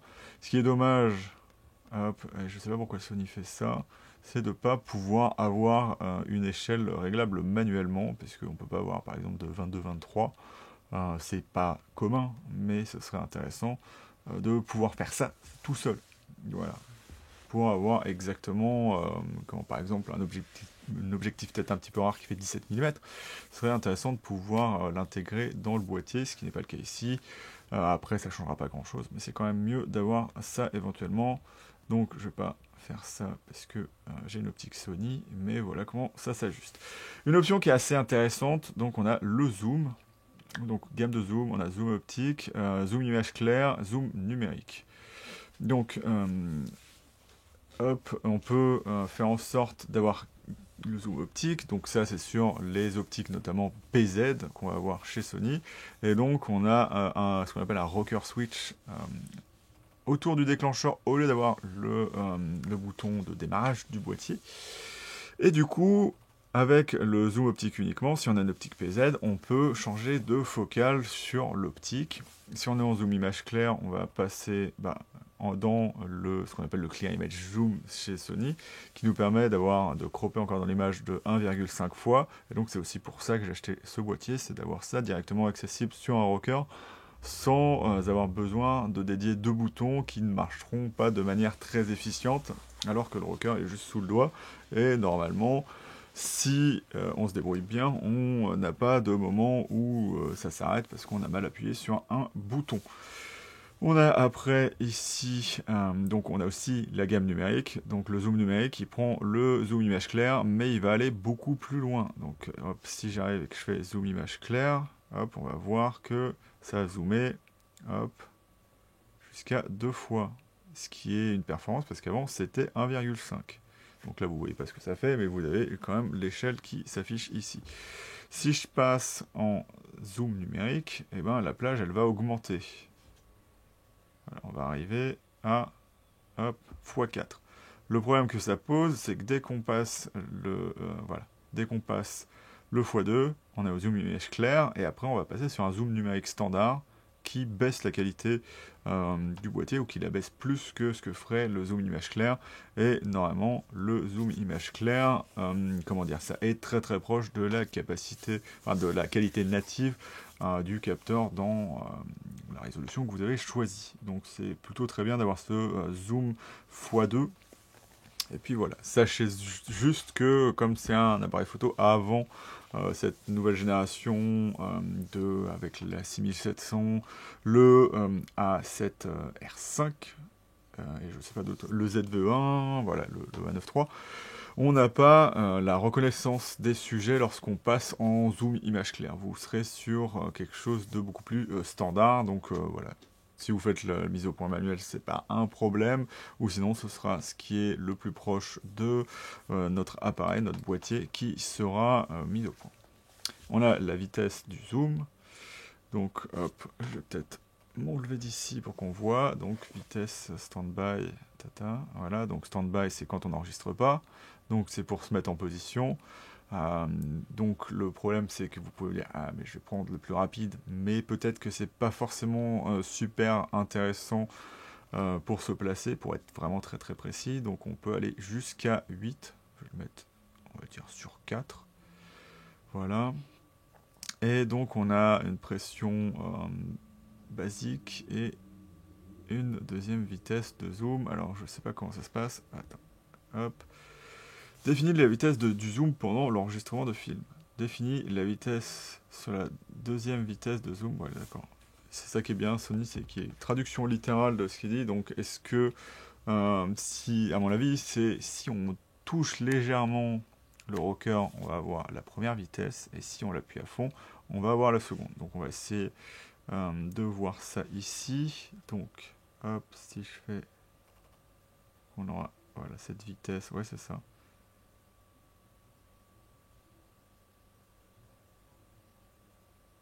J'ai pas l'impression que ce soit constant, c'est qui est bizarre. Mais par contre, là, hop, elle est beaucoup plus vite. Ah oui, c'est assez bizarre parce que... Ça que je trouve bizarre, c'est que, hop, il y a comme une accélération dedans, ou une décélération. Alors que je vois pas de... ah si, peut-être vitesse. Donc il y a une vitesse, si vous mettez ça sur des touches, comme je vous l'ai dit, c'est intéressant parce qu'on a le rocker et on n'a pas besoin d'avoir les touches. Vitesse, zoom à distance, donc ça c'est avec la télécommande, puisque la télécommande à distance, je sais plus comment elle s'appelle, permet aussi de faire le zoom, donc ça peut être assez intéressant. Et donc vous avez la vitesse qui sera ici, donc vitesse du zoom, ah ouais, ah ça se trouve il est pas mis en fixe, mais par contre voilà, il n'y a pas forcément dit qu'on peut le mettre en fixe ici, c'est assez étrange. Parce que, hop. Est-ce que ça change quelque chose maintenant? Après, c'est peut-être juste l'affichage des chiffres qui est un peu bizarre. Hein. Moi, je pense que c'est ça. Mais voilà, donc on a 58% de batterie. Il faut que je vérifie ça. Donc j'ai quand même quelques batteries de rechange. Et on va revenir dans le menu. Donc voilà, c'est assez intéressant. Moi, c'est un des gros avantages pour moi de cette caméra. Hein, c'est que je peux, par exemple, avec le 200-600 qui fait déjà un 300-900, je peux aller beaucoup plus loin. Et faire, par exemple, de l'animalier ou des petits avions assez tranquillement. Et puis voilà. Ou n'importe quoi d'autre, hein. On peut faire un petit peu... Je suis pas sûr qu'on puisse faire des crash zoom parce que c'est quand même assez lent au final. Donc voilà, ce sera mieux, par exemple, un follow focus pour faire un crash zoom. Si vous voulez avoir quelque chose qui bouge pas trop au final. Donc voilà, on a tout vu là. Je vais juste vérifier. Donc voilà. Donc si on est sur les touches, c'est n'importe quelle touche que vous mettez sur le boîtier peut être une touche pour zoomer. Affichage de prise de vue, donc afficher le quadrillage. Alors, est-ce qu'on a quelque chose d'intéressant? Je vais mettre oui. On a la grille des tiers, grille carré, diagonale plus grille carré. Faudrait que je vois. si c'est intéressant, je le mettrai peut-être en affichage dans le menu rapide, si on peut voir ça. Alors, le menu rapide là-dessus, est-ce que c'est le menu spécial fixant, parce que je ne l'ai pas encore regardé. Voilà, donc ça c'est le menu rapide qui est standard et qui peut apparemment être affiché directement en tactile sur le boîtier. Mais voilà, il faudra que je mette sûrement la grille là-dedans pour pas qu'elle soit, pour pas qu'elle perturbe. Donc, hop. Donc on la voit pas. Est-ce qu'on la voit pas parce que c'est le moniteur qui est branché? Hop, je vais juste vérifier ça. Hop, je débranche. Non, il est juste pas affiché. Ok, d'accord. Alors, est-ce que ça s'affiche qu'en photo? Je sais pas. Du coup, on va repasser ici. Voilà, c'est bon. Ça repasse là. Hop. Affichage évident. Donc là, en fait, c'est le cadre rouge que vous aurez quand vous enregistrez. Donc si je me mets à enregistrer ici, en rec, voilà, vous avez un cadre rouge qui va se mettre autour. Hop. Et c'est très très bien. Ça vous permet, en plus de la lampe Tali, de pouvoir voir ce que vous faites. Bien évidemment, comme il y a la lampe Tali, vous n'êtes pas forcément obligé de faire ça, mais c'est un rappel qui peut être assez intéressant si par exemple, pour une raison X ou Y, vous voulez pas afficher les lampes Tali. Hop. Hop, affichage de marqueur. Tac, tac, tac. Encore une fois, mon visage cache ce qu'on va faire. Affichage de marqueur. N'affiche pas le marqueur, merci. C'est quoi les marqueurs? Marqueur central. Ah, il y a un marqueur d'aspect. Affichage marqueur. Donc si je mets on, ce qui est assez intéressant, je pense que les marqueurs d'aspect ne se mettent pas. Donc voilà, on a une chose assez intéressante dans le boîtier, c'est qu'on a les marqueurs d'aspect. Donc on peut mettre le 9-16 pour faire du format vertical, du 4-5, du 1-1, du 4 tiers. Donc, vous voyez très bien, je ne suis pas obligé de vous le dire.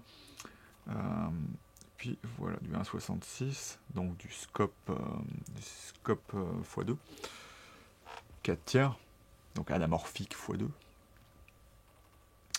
Même si le plus standard c'est... Enfin, pourquoi je dis ça, 1,66 c'est le standard, c'est là que ça va être, du 2,39, voilà, mais c'est pas le... Je commençais à 2,66, excusez-moi, 1,66 c'est du format plus standard, c'est un peu des variations du 16 neuvième et du 17 neuvième, voilà, hop. Puis voilà, vous en avez quand même pas mal de choses, donc on peut mettre 16,9, je sais pas pourquoi c'est intéressant, parce que c'est le format natif du capteur, mais voilà. Donc on peut mettre, par exemple, si on veut avoir son voilà, scope anamorphique standard, hop, donc scope, hein, hop, et ben on le voit pas, est-ce que moi je le vois? Oui, moi je le vois, donc j'ai débranché le truc, c'est pas très intéressant. Mais au moins, le boîtier, enfin, ça n'a pas l'air de déranger la thème. Et c'est juste la FX30 qui met du temps à revoir qu'il y avait ça. Et voilà, basiquement, c'est ça qui va être bizarre, c'est qu'il y a certaines choses qui s'affichent pas, mais c'est pas que chez Sony, par exemple, mon S5 II-X, lui, n'affiche pas la décompression des optiques anamorphiques. Donc on a, hop, les marqueurs. Donc si on ne met pas l'affichage, je pense que ça, si ça s'affiche quand même. Mais voilà, je me demande pourquoi le marqueur est comme ça. Hop, mais vous avez ça. Donc marqueur central, donc ça vous fait une croix. Zone de sécurité, 80 à 90%, c'est bien évidemment, si vous avez des choses dans le cadre, vous faites toujours une petite réserve, ce qui est un peu compliqué sur les Sony, parce que les Sony ne font pas de format plus élevé que du 4K. Donc en théorie, si vous faites ça, c'est que vous êtes sur un enregistrement où vous passerez en dessous du 4K, où vous, comment dire ça, vous ferez un truc un petit peu cracra à vous cropper dans du 4K pour refaire du 4K, ce qui n'est pas forcément considéré intéressant au cinéma ou en fiction en général, où on préfère avoir un format au-dessus pour avoir vraiment une grosse qualité d'image. Et puis voilà, donc la réserve, normalement, c'est fait pour passer sur du 1080p, mais voilà, elle est là, c'est quand même assez intéressant de l'avoir au final. Hop, on a aussi l'image guide, je sais pas, ah oui, l'image guide, c'est... Et si le sujet est horizontal ou vertical. Ok, d'accord. Hop. Donc là, on arrive dans les paramètres d'exposition. Donc, obturation, vitesse lente, automatique. Donc ça, c'est plus de la photo. Hop, puisque ce qui est assez marrant, c'est que commutation... Ah, ok, d'accord. Donc là, on a la commutation d'ISO en EI. Hop, 1600. Et je sais pas... Alors, je vois un truc... Puisque ce qui est intéressant ou pas, c'est qu'on n'a pas le mode ciné EI en même temps. Donc, et si je change, là directement, ce sera plus facile à voir. Pourquoi je suis en log? Ah, je suis en log off, c'est pour ça. Parce que je suis pas du tout dans le bon mode. Voilà, on va se mettre en vide. Et on est en combien? 4K, 25 images par seconde. Et normalement, normalement, là, je suis en ciné EI. Et donc si je vais dans le menu, j'étais déjà dans le menu, pardon. Hop, base ISO, voilà, commutation. Oui, commutation, base ISO. Donc en fait, la base ISO passe automatiquement du côté de la sensibilité élevée au moyen de l'indice d'exposition défini. Ok, d'accord. Donc c'est le milieu. Bon, souvent, c'est assez intéressant de faire ça parce que, en principe, dès qu'on passe proche de la seconde base ISO, la qualité est vraiment moins bonne. Donc c'est bien de passer directement dessus. Et puis c'est ce que nous dit cette chose. Donc si dans le guide d'exposition que j'ai là, si je me passe là, donc si je suis ici, hop, donc là je suis toujours à 800, donc hop, donc EI c'est Exposition Index, donc index d'exposition, je vous ai déjà expliqué ça. Donc vous arrivez ici, vous passez 800, 1000, 1250, là vous resterez sur votre base ISO. C'est juste pour vous aider à exposer correctement votre image, que ça donne, c'est correct. Et dès qu'on passe là, on va passer sur la seconde base ISO qui sera 2500, même si vous voyez toujours 1600 ISO indiqué ici. Il n'y a que vraiment lorsque vous êtes en ISO flexible que vous aurez vos ISO qui seront parfaitement décrits.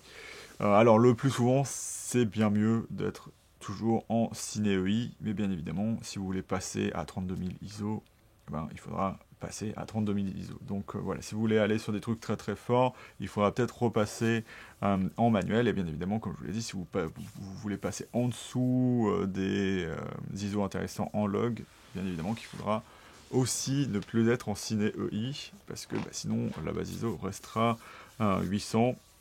Voilà, même si vous pouvez sous-exposer, surexposer, il n'y a pas de problème là-dessus, même si Sony considère que sous-exposer, c'est jamais très très intéressant pour vos images, hein, parce que, moi je les comprends, hein, ils vous donnent une caméra qui est capable d'enregistrer beaucoup de dynamique, c'est pas dans leur intérêt de faire en sorte que vous en tiriez le moins intéressant, tout simplement. Donc ça c'est assez intéressant, donc on a l'indice d'exposition H, voilà. Donc on voit ça, et donc ça nous montre ici clairement ce qu'on était en train de faire depuis tout à l'heure. Hop. Et donc voilà, on peut bien aller au-dessus. Après, du coup, ah ouais, en cinéoï, on peut que faire ça. Donc juste regarder ça hein, pour vraiment qu'on voit ça ensemble, hein, puisque c'est aussi ça l'intérêt. Peut-être savoir si vous voulez avoir cette caméra ou non. Hop, donc c'est pas ça. Shutter, donc un chiant, 25 images par seconde. Donc on va rester à 1/50e. Hop, et donc c'était là les ISO. Donc il faudra que je change ça parce que moi, c'est vrai que je m'y suis habitué, mais il faut pas faire ça. Je change moi normalement les ISO sur la roue codeuse et pas sur l'arrière, puisque l'arrière ça me sert à changer la vitesse. Bon bref, c'est juste pour moi. Donc voilà, vous voyez bien qu'on s'arrête à 10 000. Si je repasse dans le menu, hop, et que j'arrive ici, dans le principal, hop, principal 2, Ciné EI Quick, si on passe en ISO flexible, c'est là où on aura, si je me trompe pas, accès, donc 4000, 6000, 8000, 10 000, voilà, à nos ISO supérieurs à 10 000. Donc j'avais raison, voilà, c'est voilà, ce qu'il faut regarder. Attends. Mais ici, on a notre balance des blancs, puisqu'on a un bouton balance des blancs dédié. Hop, Kelvin. Donc là, personnalisé, il faudra avoir un grid 18% pour faire ça. Mais pour l'instant, je vais mettre en Kelvin et ça sera très très bien. Puis voilà, donc notamment hein, lorsque je suis ici, je fais une balance des blancs personnalisée et l'intérêt des Sony, c'est qu'elle vous est indiquée, comment dire ça, clairement lorsque vous l'enregistrez. Donc vous pouvez la reproduire avec d'autres appareils photo. C'est d'ailleurs avec ça que comment je programme mes appareils photo qui n'ont pas de balance des blancs personnalisée intéressant. Et puis voilà, donc on est en ISO flexible. Si on a besoin du cinéaire, il faudra que je rechange ça encore. Hop. Donc on était là, indice d'exposition, RC, bon voilà, ça c'est encore une fois nos expositions flexibles. On l'a déjà vu tout à l'heure. Et c'est ça qui est un peu perturbant hein, dans la caméra, c'est que il y a des menus spécifiques à la FX30. Et du coup, quand on repasse dans les menus après, on retombe sur des choses qui étaient déjà présentes avant. Donc voilà, on a le palier d'expo, standard 0,5 ou 0,3. Je préfère mieux être plus précis. Après, si vous êtes plus rapide, peut-être que vous choisirez le 0,5 IL, mais c'est plus logique puisque c'est toujours des tiers, donc ce qu'on appelle des diaphragmes, des tiers de diaphragme. Et c'est toujours plus intéressant, je trouve, hein, puisque c'est standardisé. Cette fonction règle l'exposition optimale, donc on va faire non, parce que c'est pas un choix pour moi que la caméra doit faire. Hein. On est des opérateurs, on est là pour faire ça. Donc mesure, mode de mesure, hop, on dit ça, mais donc je vais y arriver. Donc multi, hop, c'est marrant qu'il appelle multi. Alors que, enfin multi, si, il appelle multi, mais est-ce qu'on peut avoir, donc normalement c'est multi-segment,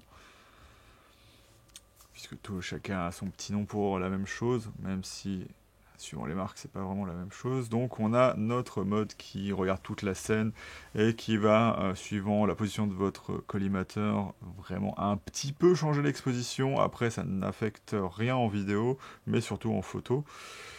Hop, donc on a du centre. Voilà, spot, donc suivant ce que vous voulez. Généralement en vidéo, moi ce que je fais, c'est que si je veux exposer, voilà, j'utilise manuel le plus possible, et si j'ai besoin, j'utilise l'exposition automatique, notamment lorsque je me filme ou que je suis des choses et je veux avoir le maximum de dynamique disponible, et si c'est pas trop dérangeant, parce que ça peut arriver qu'il y ait une exposition qui soit vraiment beaucoup plus élevée, donc là je vous conseille pas, si vous faites un panning, de vous mettre en exposition automatique, voilà, de vous mettre en exposition manuelle, ça ira, et de trouver la bonne exposition sur le trajet de votre panning par exemple. Mais du coup, je préfère utiliser multi parce que tout le reste ne sert à rien. Et ce que je fais aussi, que je trouve intéressant, c'est que des fois, plutôt que vraiment devoir tout le temps choisir là où je vais, je mets mes paramètres flexibles en automatique et je repasse en manuel après pour avoir une image qui est déjà pré-réglée en termes d'exposition suivant la composition d'exposition que je veux. Et après, pouvoir un petit peu régler manuellement ce que je veux exactement. Ça me permet d'avoir vraiment, par exemple, l'iris placé vraiment au bon endroit directement sans avoir vraiment à changer plusieurs paramètres. Après, vous faites comme vous voulez. Si vous voulez que faire de l'exposition manuelle, bien évidemment, c'est une caméra et on privilégiera vraiment le manuel. Mais moi, j'ai jamais eu, de problème avec l'automatique. Et si on le travaille, on peut avoir vraiment des résultats quand même assez intéressants en prenant bien évidemment en compte que on ne règle pas faut pas régler la vitesse, il faut vraiment rester sur ces bases ISO et que c'est vraiment que l'ouverture ou que son ND. Si c'est un ND, du coup, on restera en manuel. Voilà, donc visage. Donc oui, bien sûr, exposition sur le visage. Point spot, on va le mettre sur le lien focal, donc je vous l'ai dit, mais ça affecte surtout et uniquement la photo. Donc en gros, ça permet d'attribuer au point focal, donc au collimateur autofocus, une petite, euh, comment dire ça, ça agit légèrement sur l'expo, donc elle va se baser sur le collimateur. Donc par exemple, si vous êtes en multi, ça fera pas grand chose. Ça, si vous mettez sur les hautes lumières, ça va légèrement baisser de 0,3 ou 0,6, donc 2 tiers de diaph votre lumière, mais c'est surtout lorsque vous êtes en spot. Hein. Si vous voulez vraiment régler un point précis, si vous le mettez au centre, ça sera toujours au centre. Et c'est un problème notamment sur certaines marques, parce que je crois que, peut-être que ça a été changé après, que par exemple le R5 ne pouvait pas faire autre chose que, comment dire ça, avoir son spot qui était fait au centre. Voilà. Je sais pas pourquoi je garde mon ordi allumé, mais il a besoin de batterie. Hop, donc on revient ici. Donc, est-ce que voilà, c'est bon. Donc, balance des blancs, donc on l'a déjà vu. Si vous appuyez sur le bouton, vous allez arriver directement sur la balance des blancs. Donc, Donc, on arrive ici. Donc, Kelvin, hop, on revient. Hop, réglage de priorité de la balance des blancs. Donc voilà, là c'est là où si vous aimez bien hop, la balance des blancs automatique, et ben vous pouvez choisir soit ambiance, soit blanc. Moi, je choisis souvent ambiance, mais c'est que pour la photo. J'utilise pas, si vous avez remarqué, du coup, comment dire ça, balance des blancs automatique en vidéo, parce que, eh ben, on règle son log, on fait son étalonnage, on n'a pas envie d'avoir des couleurs qui fluctuent, enfin des températures de couleurs qui fluctuent en fonction de si le soleil, il y a un nuage qui passe, et puis voilà, si, ah non, c'est pas bon. Mais voilà, ça se voit et c'est pas forcément très beau et il faut des fois changer en cours de plan des choses qu'on ne veut pas faire. Donc voilà, je préfère mieux le laisser, ne pas l'utiliser de balance des plans automatiques tout simplement. Donc, et puis là on a le changement qui permet voilà, justement d'atténuer ce que je vous ai dit, cet effet de changement de balance des blancs. Et puis voilà. Couleur ton, donc on a l'optimisateur de dynamique qui est sur off parce que ça ne marche qu'en photo. On a les apparences créatives. Est-ce que je vais vous montrer ça? Donc du coup il faudrait que je passe en mode log off si je ne m'abuse.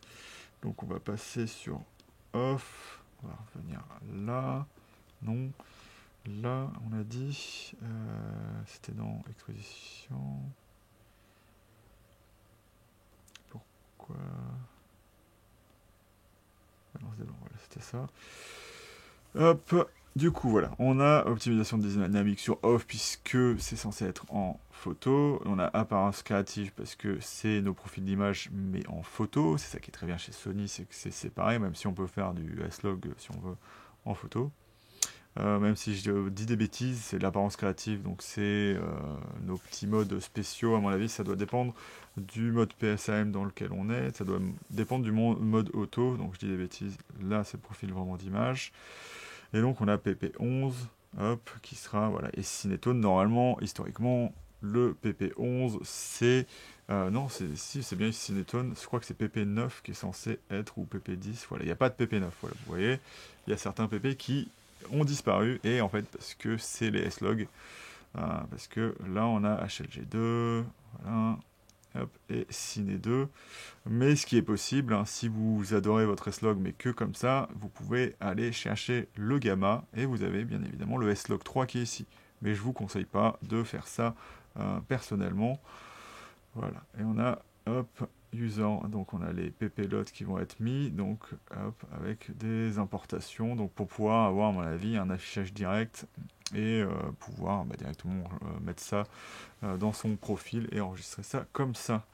Hop, tac, tac. Donc sélection de lot, on ne peut pas parce que j'ai enlevé le mode.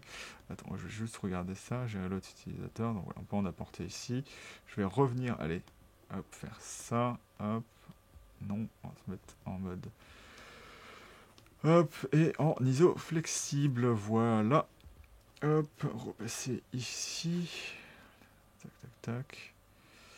Et couleur ton, hop. Et ici, on peut choisir ce qu'on veut. Donc S-Log 3, S709. Donc S709, ça permet à l'aide à l'affichage d'écran S709. Le 800%, c'est plus contrasté. Et donc on a les utilisateurs qui sont là. Et on a beaucoup d'utilisateurs, comme le témoigne, tous ces trucs-là. Donc on peut en avoir 16, ce qui est vraiment très intéressant. Et c'est là qu'on va gérer les luttes. Donc je n'en ai pas encore, puisque il me faut au final que je l'ai créé. Je n'ai pas encore filmé avec la FX30. Donc je ferai ça, mes petits profils colorimétriques et enfin les détalonnages, et ça sera assez intéressant. Donc on peut en mettre plein. Donc vous allez vous dire à quoi ça sert d'en avoir plein. Et normalement, surtout sur les optiques photo, elles sont pas harmonisées en termes de balance des blancs et tout ça. Et donc c'est pour ça que les sets de cinéma sont intéressants. Normalement, si c'est bien fait, si vous avez plusieurs optiques d'un même set, vous êtes censé avoir des couleurs qui matchent. Et donc vous ferez une lutte pour ce style d'objectif, et vous pouvez le faire aussi sur les conditions d'exposition, sur les endroits. Par exemple, lorsque je suis en intérieur, ça vaut peut-être le coup, lorsque je suis en extérieur, de me refaire une, une lutte. Et si on veut être vraiment très très précis, on le fait à chaque fois qu'on change de conditions d'enregistrement de lumière et tout ça. Mais bon, ça, voilà, faut un peu être très très adorer ça pour le faire. Moi, je le fais. Pas pour ça, mais je le fais pour plein de choses différentes. Mais voilà, c'est pour ça qu'on en a 16. C'est que ça peut être vraiment utile d'en avoir, et vous les importez ici. Normalement, si ça marche comme ça, je vous ferai une vidéo si ça marche pas comme ça. Vous mettez ça sur la racine de la carte et il va les voir lorsque vous allez ici. Donc voilà, vous allez hop, aller chercher dans le support. Et moi, j'en ai pas, donc il va pas vouloir les prendre. Voilà. Hop, et on peut tout supprimer. Tout supprimer? Oui, on ne peut pas faire juste en supprimer une seule. Après, supprimer une seule, ça ne sert à rien, puisque vous passez sur une lutte et vous en mettez une autre à la place. Là, c'est vraiment si vous voulez vraiment faire en sorte que ce soit tout propre après. Hop, donc on a l'affichage Zebra qui reste assez intéressant. Je regarde juste si j'ai tout fait. Donc voilà, affichage Zebra qui va toujours être intéressant. Et donc je vais encore enlever ma tête. À chaque fois, après je regarde la caméra alors que je suis plus filmé. Donc on peut le mettre sur On. Donc moi je préfère le mettre sur une touche. Ouais, tout simplement, je vais faire ça. Et le niveau de Zebra, hop, on peut choisir ce qu'on veut. Donc ça c'est Zebra des hautes lumières. Mais est-ce qu'on peut pas choisir? Alors, hop. C'est marrant ça. On n'a pas de niveau de Zebra disponible?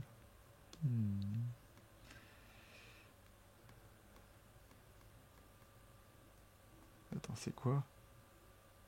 Ah oui, voilà, c'est un gamme standard plus ou moins 5 personnalisé. Donc on va faire. Donc moi, je fais les zébras, je devrais utiliser pour les hautes lumières, mais je le fais pas. Je me mets à 55 pour un peu simuler le fait d'avoir une surexposition à plus 2 ou plus 1,7. Et je mets plus 1 puisque c'est vraiment, ça rend les zébras très très précis. Et juste pour le signaler, il n'y a que Sony qui fait ça. Il n'y a vraiment que Sony qui vous donne le choix d'être vraiment à plus 1. Et donc on va faire OK. Donc on reste en zébra personnalisé. Hop, c'est pas pour ça que je les afficherai tout de suite. Et de toute façon, ils se verront pas. Donc je vais pas vous les montrer là. Parce que, voilà. C'est dommage, parce qu'on a un moniteur où on voudrait avoir certains trucs d'exposition, mais non. Souvent, je crois qu'ils acceptent que leur propre outil. Puis voilà. Après, on va pas se plaindre, parce qu'il y a plein d'outils qui sont pas présents dans la FX30 qu'on aura par exemple dans mon moniteur, par exemple mon Blackmagic Video Assist. Hop, et donc on a fini avec les affichages. On va revenir du coup dans AFMF. Donc pour une caméra cinéma, entre guillemets, une caméra où on peut faire du cinéma, on va dire vidéo. Hop, on va avoir, hop, et encore une fois, je gêne. Hop, je vais peut-être juste changer de place, ça sera plus simple. Voilà, on va se mettre là. Hop, donc on a live continu, map manuel, donc mode de mise au point. si on peut changer sur l'optique, je préfère mieux le laisser comme ça. On a la vitesse de transition, donc qui est rapide ou lente. Hop. Sensibilité de suivi, je mets souvent verrouillé, c'est ce que je fais. Et assistance AF, donc voilà, vous pouvez toujours regarder ça. Donc ce que ça fait, je connais très bien ce paramètre. Et ce qui est intéressant depuis la 7.4, c'est que avant on ne pouvait pas utiliser la bague de mise au point, ce qui est un petit peu dommage, mais des fois vous en avez pas besoin, donc si vous en avez pas besoin, vous mettez pas assistance AF, mais si vous constatez que vous allez avoir des problèmes à faire la mise au point, autofocus, ou juste tout simplement l'appareil photo ou la caméra ne veut pas faire la mise au point où vous voulez, et ben vous mettez assistance AF et vous pouvez juste l'indiquer un petit peu plus loin ou mettre au point, et si ça marche, et ben c'est plutôt intéressant. Et si ça marche pas, vous vous mettez en manuel et vous faites ça vous-même. Hop, c'est bon, j'ai tout là. Zone de mise au point, donc on a large, on l'a déjà vu ça tout à l'heure, voilà.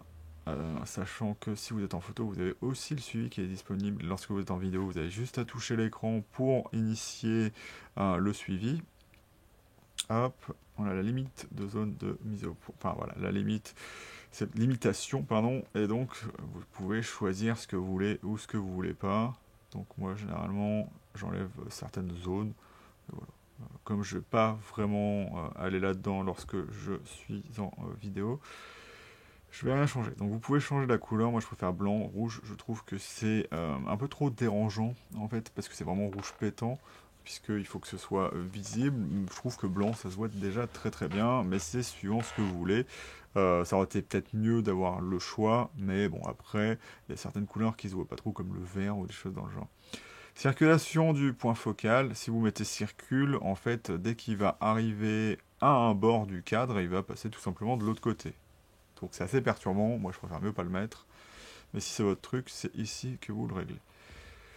Quantité de déplacement AF, donc on va le mettre sur grand. Si j'ai besoin de un jour être précis sur le joystick, et ben j'utilise ça parce qu'en fait en gros ça fait que si vous appuyez sur votre joystick, ça déplacera de 2 en 2 collimateurs, je crois, c'est ça, ou de manière plus rapide en tout cas. Priorité visage, donc oui, on l'a déjà vu ça tout à l'heure. Hop, détection, donc on peut choisir le sujet. Hop, réglage de commutation. Voilà, donc vous pouvez choisir si lorsque vous commutez de sujet, vous voulez que avoir deux sujets, parce que si vous commutez sur un, c'est pas très intéressant. Sélection droit, gauche, auto, et vous pouvez choisir ce que vous voulez. Donc voilà, c'est encore une fois quelque chose qui est intéressant, situationnel, mais intéressant, qui demande une touche, hein, parce que aller dans le menu, hop, hop, votre sujet est parti. Voilà, affichage cadre visagieux, oui. Je sais pas pourquoi à chaque fois il met sur non. Priorisation visage enregistrement, oui. Donc là, ça veut dire que des visages enregistrés. Donc normalement, je ne sais plus par quel moyen. Donc voilà, définir, nanana. Personne enregistrée. Enregistrement de visage lors de la mise au point. Sélection, fonction cible, il faudra que je vois ça. Mais en gros, vous pouvez avec les Sony, avec les Canon aussi, enfin le R3 du moins, enregistrer des visages. Et comme ça, la cible, comment dire ça, choisie est la plus importante dans le cadre. Et l'appareil ne fera la mise au point que sur cette personne. Donc si vous avez une foule, ça peut être assez intéressant d'avoir ça. Si vous voulez par exemple, je sais pas, vous faites un clip ou n'importe quoi, vous avez une grosse foule, mais vous avez une personne que vous voulez absolument au milieu, par exemple le chanteur ou n'importe qui d'autre, et ben ça sera toujours intéressant d'avoir ça. Hop, et je suis parti des menus. Voilà. Hop, 4 cartes de mise au point. Alors ça c'est intéressant. Encore une fois, il faut le mettre sur un bouton. C'est une des choses qui m'a fait, comment dire ça, investir dans la FX30. Donc, enfin, ce que j'adore quelque part chez Sony, c'est le fait d'avoir la possibilité avec ça. Par exemple, si vous utilisez des optiques anamorphiques, c'est de notoriété publique très très dur à mettre au point parce qu'en gros, vous avez besoin d'un gros moniteur comme vous desqueezez. Donc vous décompressez, et votre image elle est plus longue mais elle est aussi plus petite, donc votre sujet est plus petit dans l'image. La carte de mise au point, en fait, ça affiche des couleurs en fait en fonction de la distance de mise au point.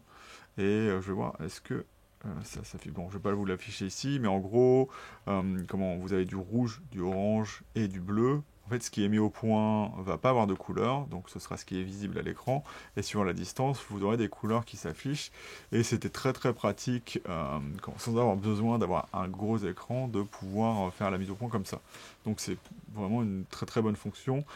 Et l'intérêt de la Fix 30, c'est comme elle a un ventilateur, et ben, elle va pas surchauffer parce que c'est une fonction qui faisait surchauffer mon AC4 notamment lorsque je l'avais. Et puis voilà, on a la loupe de mise au point. Donc pour moi, il faut utiliser un bouton pour ça. Et ça, c'est intéressant normalement quand vous faites par exemple du packshot ou des trucs dans le genre, où vous avez besoin d'être ou des inserts et vous avez besoin d'être en manuel. Et ben ça vous permet d'être vraiment très très précis sur votre mise au point. Voilà. Temps de grossissement à la mise au point, donc aucune limite, ouais, parce que moi je préfère mieux prendre mon temps.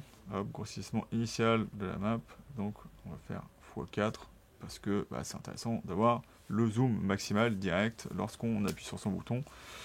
Et puis voilà. Hop, encore une fois. Hop.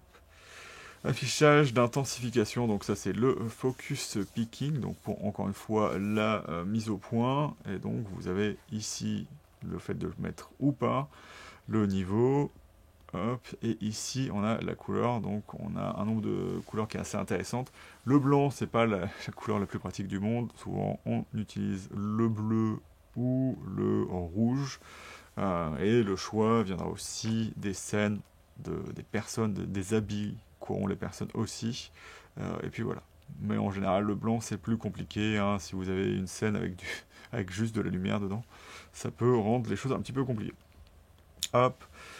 Hop, du coup, on passe ici à donc une des choses qui pourra paraître pas très intéressante, mais c'est quand même assez bien, même si souvent les fonctions qui sont ici sont un peu redondantes avec le fait de personnaliser l'appareil photo lorsque vous êtes en mode de visualisation.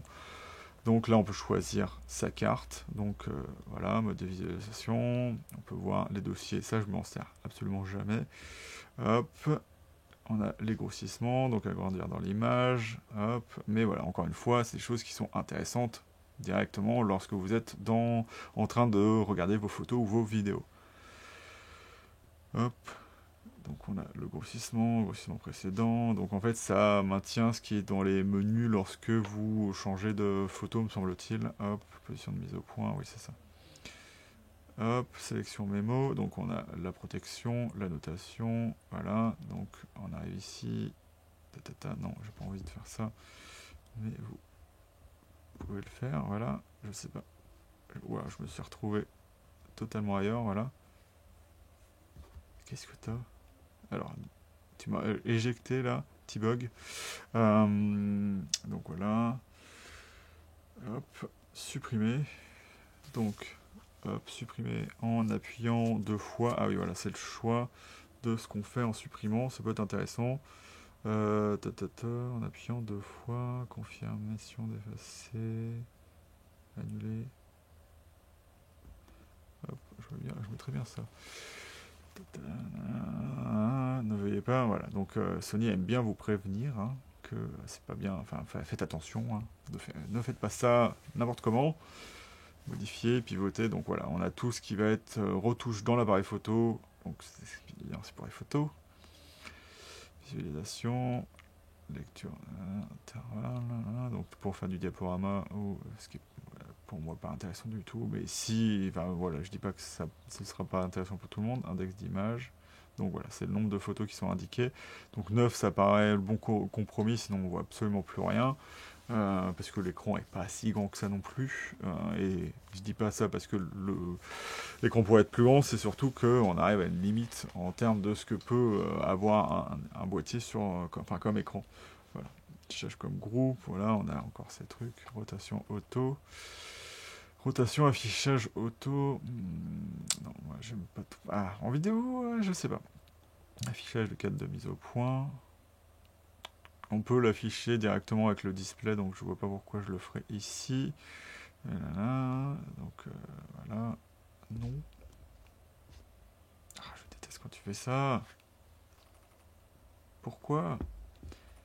Donc là, il va revenir là. Voilà. Il aime pas hein, faire ça. Donc un petit problème dans les menus ici, qui a jamais été corrigé apparemment, puisque à moins que le firmware soit à changer sur l'appareil photo, j'espère pas. Hop. Donc j'aurais dû regarder ça en premier d'ailleurs. Donc on a la connexion smartphone, donc il faudra que je vois ça dans un truc séparé, je vais pas vous faire ça là pour l'instant parce que on est déjà assez long en termes d'enregistrement, mais vous avez tout ce qui va être là, un PC, voilà, tout ce qui va être ici, je vais quand même vous le montrer ici, donc voilà, il faut créer un FTP, je ne sais pas faire ça, diffusion USB, ça c'est intéressant pour faire comme sur la 7.4, la diffusion USB, les appareils photo plus récents, ou caméras, appareils photo plus récents, puisqu'il n'y a pas de caméra qui fait ça, ont une meilleure diffusion USB, mais voilà, on est quand même sur quelque chose d'assez déjà agréable en 1080p, mais c'est vrai qu'en 4K, c'est pas très utilisable.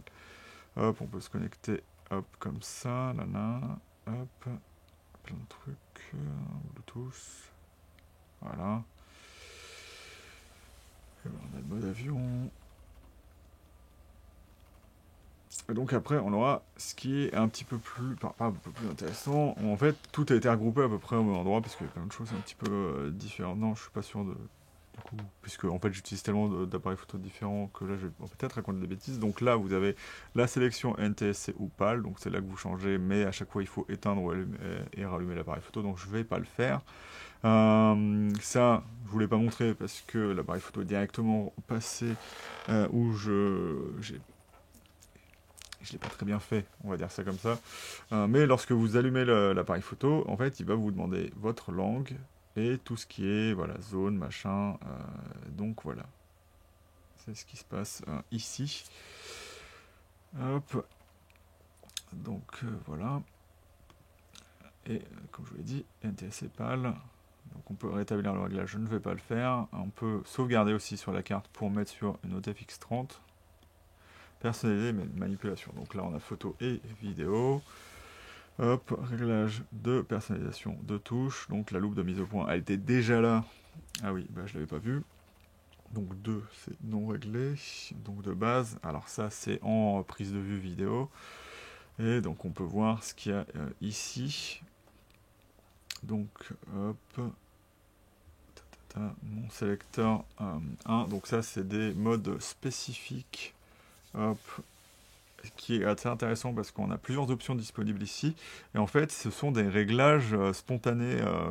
Enfin, le changement, c'est une touche pour changer spontanément certains réglages dans l'appareil photo. Donc ça peut être intéressant. Et puis voilà. Hop, sélection tactile. Hop. Écran, luminosité d'écran. Ouais. Affichage. Donc en fait, on voit en personnalisé tout ce qu'on avait vu avant. Sélection d'aide à l'affichage gamma. Ouais, ça on pourra le faire.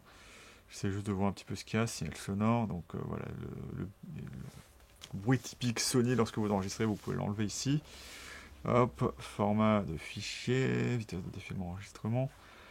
Donc vous avez, hop, comme d'habitude, pas mal de choses. Moi, je ne vais pas tout enregistrer ici directement. Mais voilà. Sélection obturateur variable. Voilà, je pourrais mettre l'obturateur variable directement ici. Ça pourrait être intéressant. Hop. On va faire un petit passage, je vais essayer de voir s'il y a des trucs qui m'intéressent pour directement les mettre dessus. Donc voilà, ici on peut affilier à ce bouton-là la fonction de zoom, donc soit de zoomer ou dézoomer, voilà, de changer la vitesse aussi, comme vous le voyez. Donc c'est vraiment assez complet. Shot marque, ok d'accord, section quadrillage, voilà. On pourrait dire que je mets section affichage quadrillage ici. Hop. Et le 3, voilà, ça, c'est un truc, je sais ce que je vais mettre. Ah, non. Je vais faire autre chose. Donc, on va aller directement ici. Hop. F. Priorité. F sur les yeux. Commutation. Détection visage. Non, c'est pas ce que je voulais. C'est où?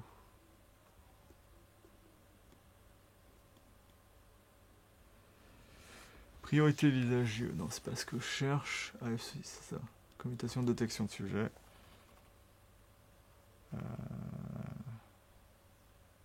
Non. Attends, c'est pas ça. Voilà, c'est ça. Donc voilà, c'est ce que j'aime faire. Le bouton central, je peux changer de sujet comme je veux. Et donc, si je me suis posé des questions tout à l'heure, c'est que, en fait, je me suis souvenu que ça pourrait être intéressant pour faire autre chose que ça, et plutôt faire, parce que je fais souvent, sélection, priorisation, visage, yeux. Ou si je fais, voilà, c'est ça. Donc si je fais ça, et que j'appuie sur ce bouton-là, voilà, ça va me faire off, on, et donc je peux, hop, d'une sélection changer le sujet, et d'une autre sélection faire AF, on ou off, voilà. Et ça, c'est vraiment très très bien.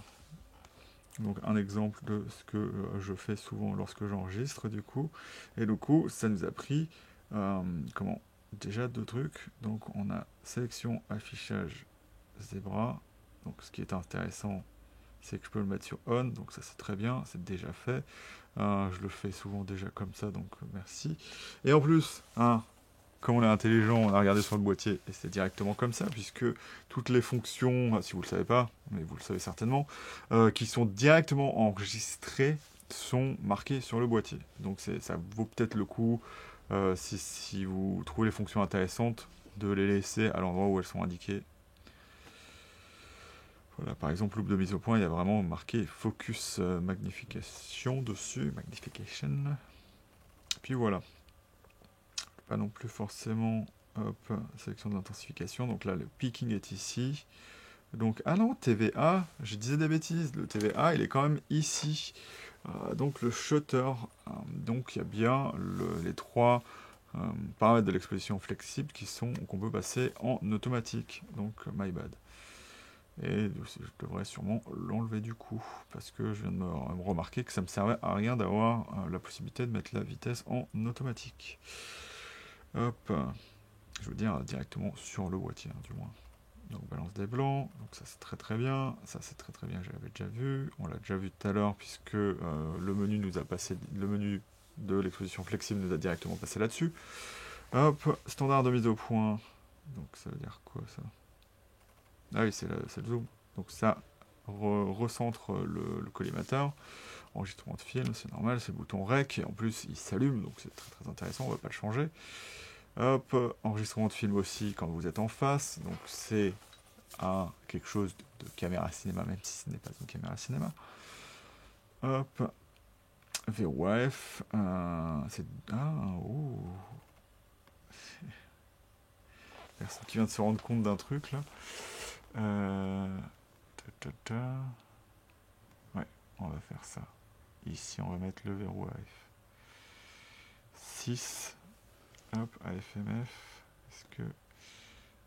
mise au point... Sélection AFMF. Ouais, c'est ça. Ou est-ce que ce serait pas mieux de bloquer l'exposition? Ouais, sélection AFMF. Ça pourrait être intéressant de l'avoir directement sur le boîtier. Donc moi je me parle un petit peu à moi-même là. Mais voilà, si on n'a pas le sélecteur, par exemple sur le 55 mm Zeiss, est-ce que ça peut être intéressant d'avoir ça? On verra ça plus tard. Je vais voir si ça marche pour l'instant comme ça. Mais voilà, vous avez à peu près tous les affichages qui sont intéressants. Et ce qui m'intéresse là, hop, puisque je suis un peu parti loin, c'est voilà. Alors AV, c'est intéressant. ISO EI, c'est pas intéressant du tout. Donc on va mettre... Ah oui, d'accord. Oh, quoi?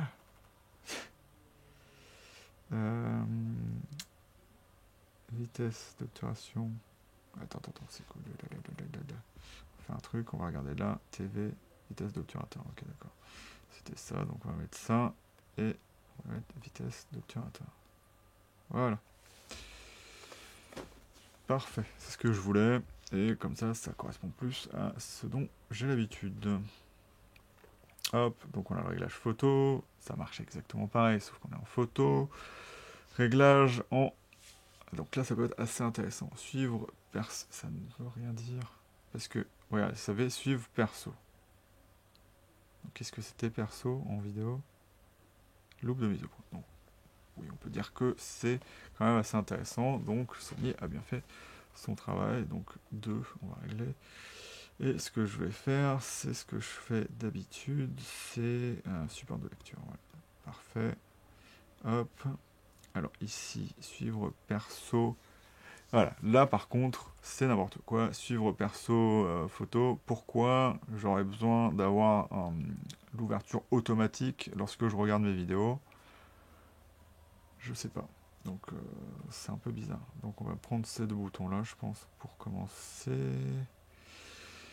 Donc enregistrer, peut-être que oui, ça recommencera l'enregistrement. Je sais pas si ça recommencera l'enregistrement direct ou si ça passera juste en mode prise de vue. Donc on va faire ça, 3. Hop. Écran. Commutation d'affichage. Retour écran. Ouais. Pourquoi? Ah ouais, on peut afficher. Ok, si tu veux. Hop, agrandir. Ok. Supprimer. Il n'y a pas de. Attends. Non, j'ai dû tomber. Ah, protéger. Protéger avec celui-là ou pas? On va faire ça. Protéger ça. Et ici. Pardon. On va faire. Hop, pas ça. Hop, et notation. Voilà.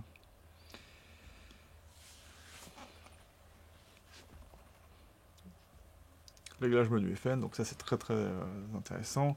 Donc on a toute la partie photo, qui ne servira pas à grand chose. Donc on a le volume d'enregistrement, c'est très intéressant. Mode de mise au point. Mode de mise au point, attends, c'est lequel celui-là? Méthode de. Ouais, c'est pas vraiment le truc le plus intéressant du monde. Alors, qu'est-ce que j'ai ici? Ah voilà, c'est la zone de mise au point dont j'ai pas forcément envie. Donc, vitesse de défilement, oui. SNQ, profil d'image, j'en ai pas forcément besoin. Rec speed, vitesse de zoom, ouais. Speed, vitesse 2, ouais, pourquoi pas. Donc, ça c'est bon. Ça, c'est. Je m'en fiche au final. Réglage de support d'enregistrement. Donc, il y a plein de choses qui sont pas très intéressants. Pour moi ici, hop, donc on va aller voir ça, hop, mode de mise au point, zone de mise au point, hop, voilà, non, carte de mise au point, ah oui, ça, bah, c'est ça, c'était ça, donc je vais pas le mettre ici, mais il faut que je m'en souvienne, hop, affichage d'intensification, non, hop, non réglé, fonction tactile. Je répète exactement ce que je vois alors que j'en ai pas besoin. Donc, signal sonore.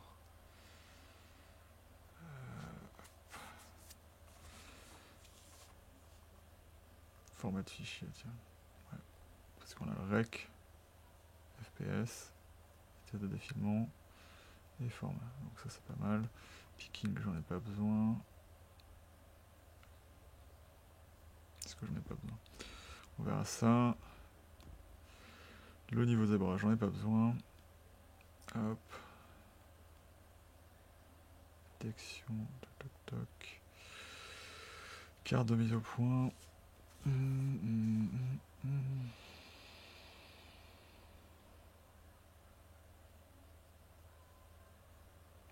Les réglages d'enregistrement aussi qui peuvent être intéressants.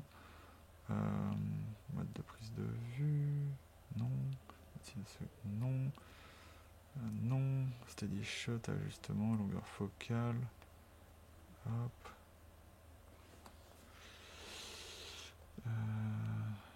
Affichage quadrillage, kit de quadrillage. Marqueur. Ah, le marqueur ça peut être intéressant.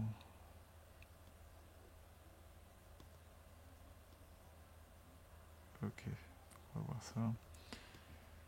Après, réglage support d'enregistrement. Bon, on va dire que c'est bon, même si c'est pas encore complet. Réglage différence, tata, ok.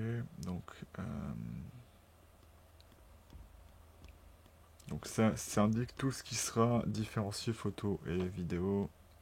Autant mettre le max, ce sera toujours mieux. Réglage display,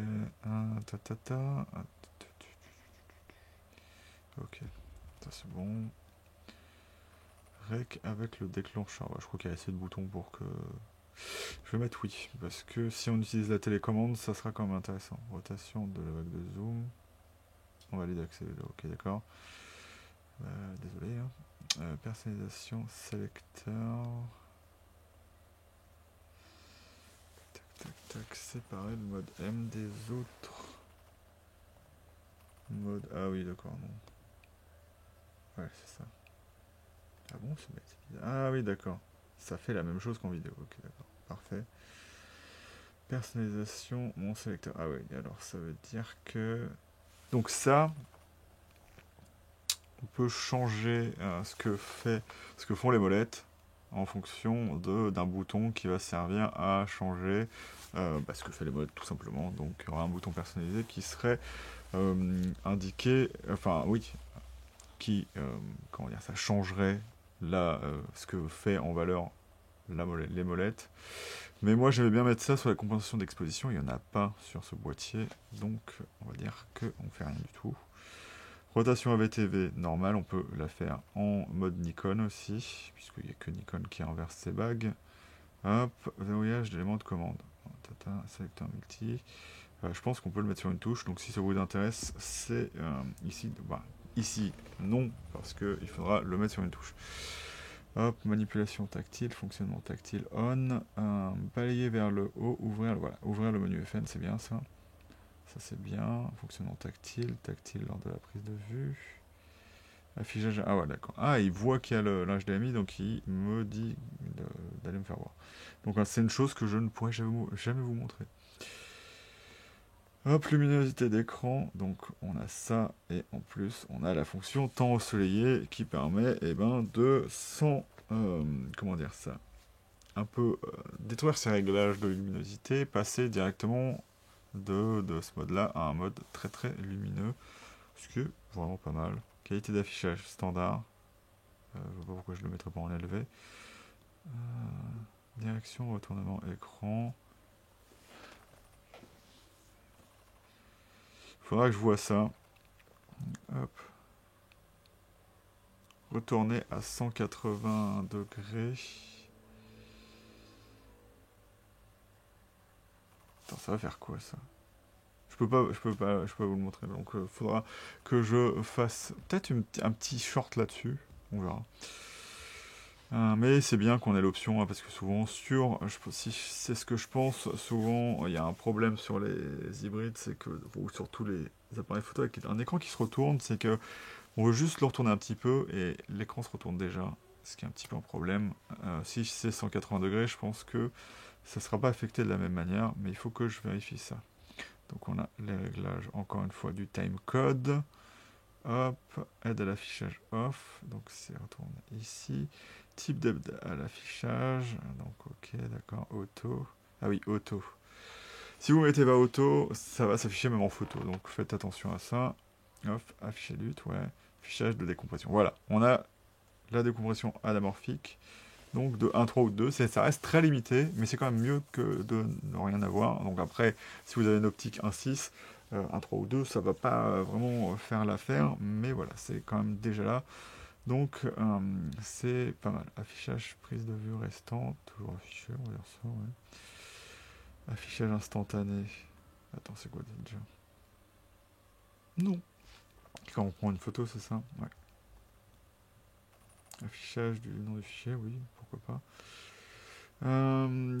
Donc température hors tension, en fait, là il est mis sur oui, et il va vous demander dès le début, si vous voulez le mettre, sur un appareil photo comme ça, enfin une caméra, qui a un ventilateur, je vous conseille de le mettre de toute façon sur élevé. Et puis voilà. Et il doit y avoir aussi le réglage du ventilateur derrière. Début, économie d'énergie. Ok, d'accord.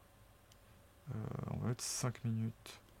Donc ça veut dire que Là, tant que l'appareil fait rien, s'il est tout seul comme un grand, il va au bout d'un moment, ça à 5 minutes, se mettre en veille, ce qui est intéressant au final. Option du son, réglage de volume 7. Ok. Donc c'est le volume de ce qu'on entend, j'imagine. Hop. C'est toujours très très bien décrit. Réglage de volume. Alors ça, merci. Donc ça, c'est toutes les choses qu'on fait avec un XR4M. Voilà, c'est toujours un plaisir. Hein. On a toujours les trucs qu'on peut faire de la stéréo, le machin, donc voilà, c'est intéressant. Mais c'est toujours aussi compliqué à comprendre. Donc en fait, est-ce que... Voilà, tac, tac, tac. Et là, il va dire, bah ça c'est Channel 1 plus Channel 2. Donc émet ça, du côté gauche. Voilà. Donc ça, c'est quand même intéressant parce qu'ils ont été capables de bien le décrire. Voilà, mais si, par exemple, je veux faire du stéréo avec un seul... Avoir deux volumes avec un seul micro, je pense que c'est ça. Si je me trompe pas. C'est que pour faire de la stéréo. Ok. Mais voilà. Donc faites bien attention hein, lorsque vous choisissez ça. Si vous avez qu'un seul micro, faut faire attention. Hop. Hop, signal sonore, on tous, déclenchement uniquement. On va dire que c'est bon.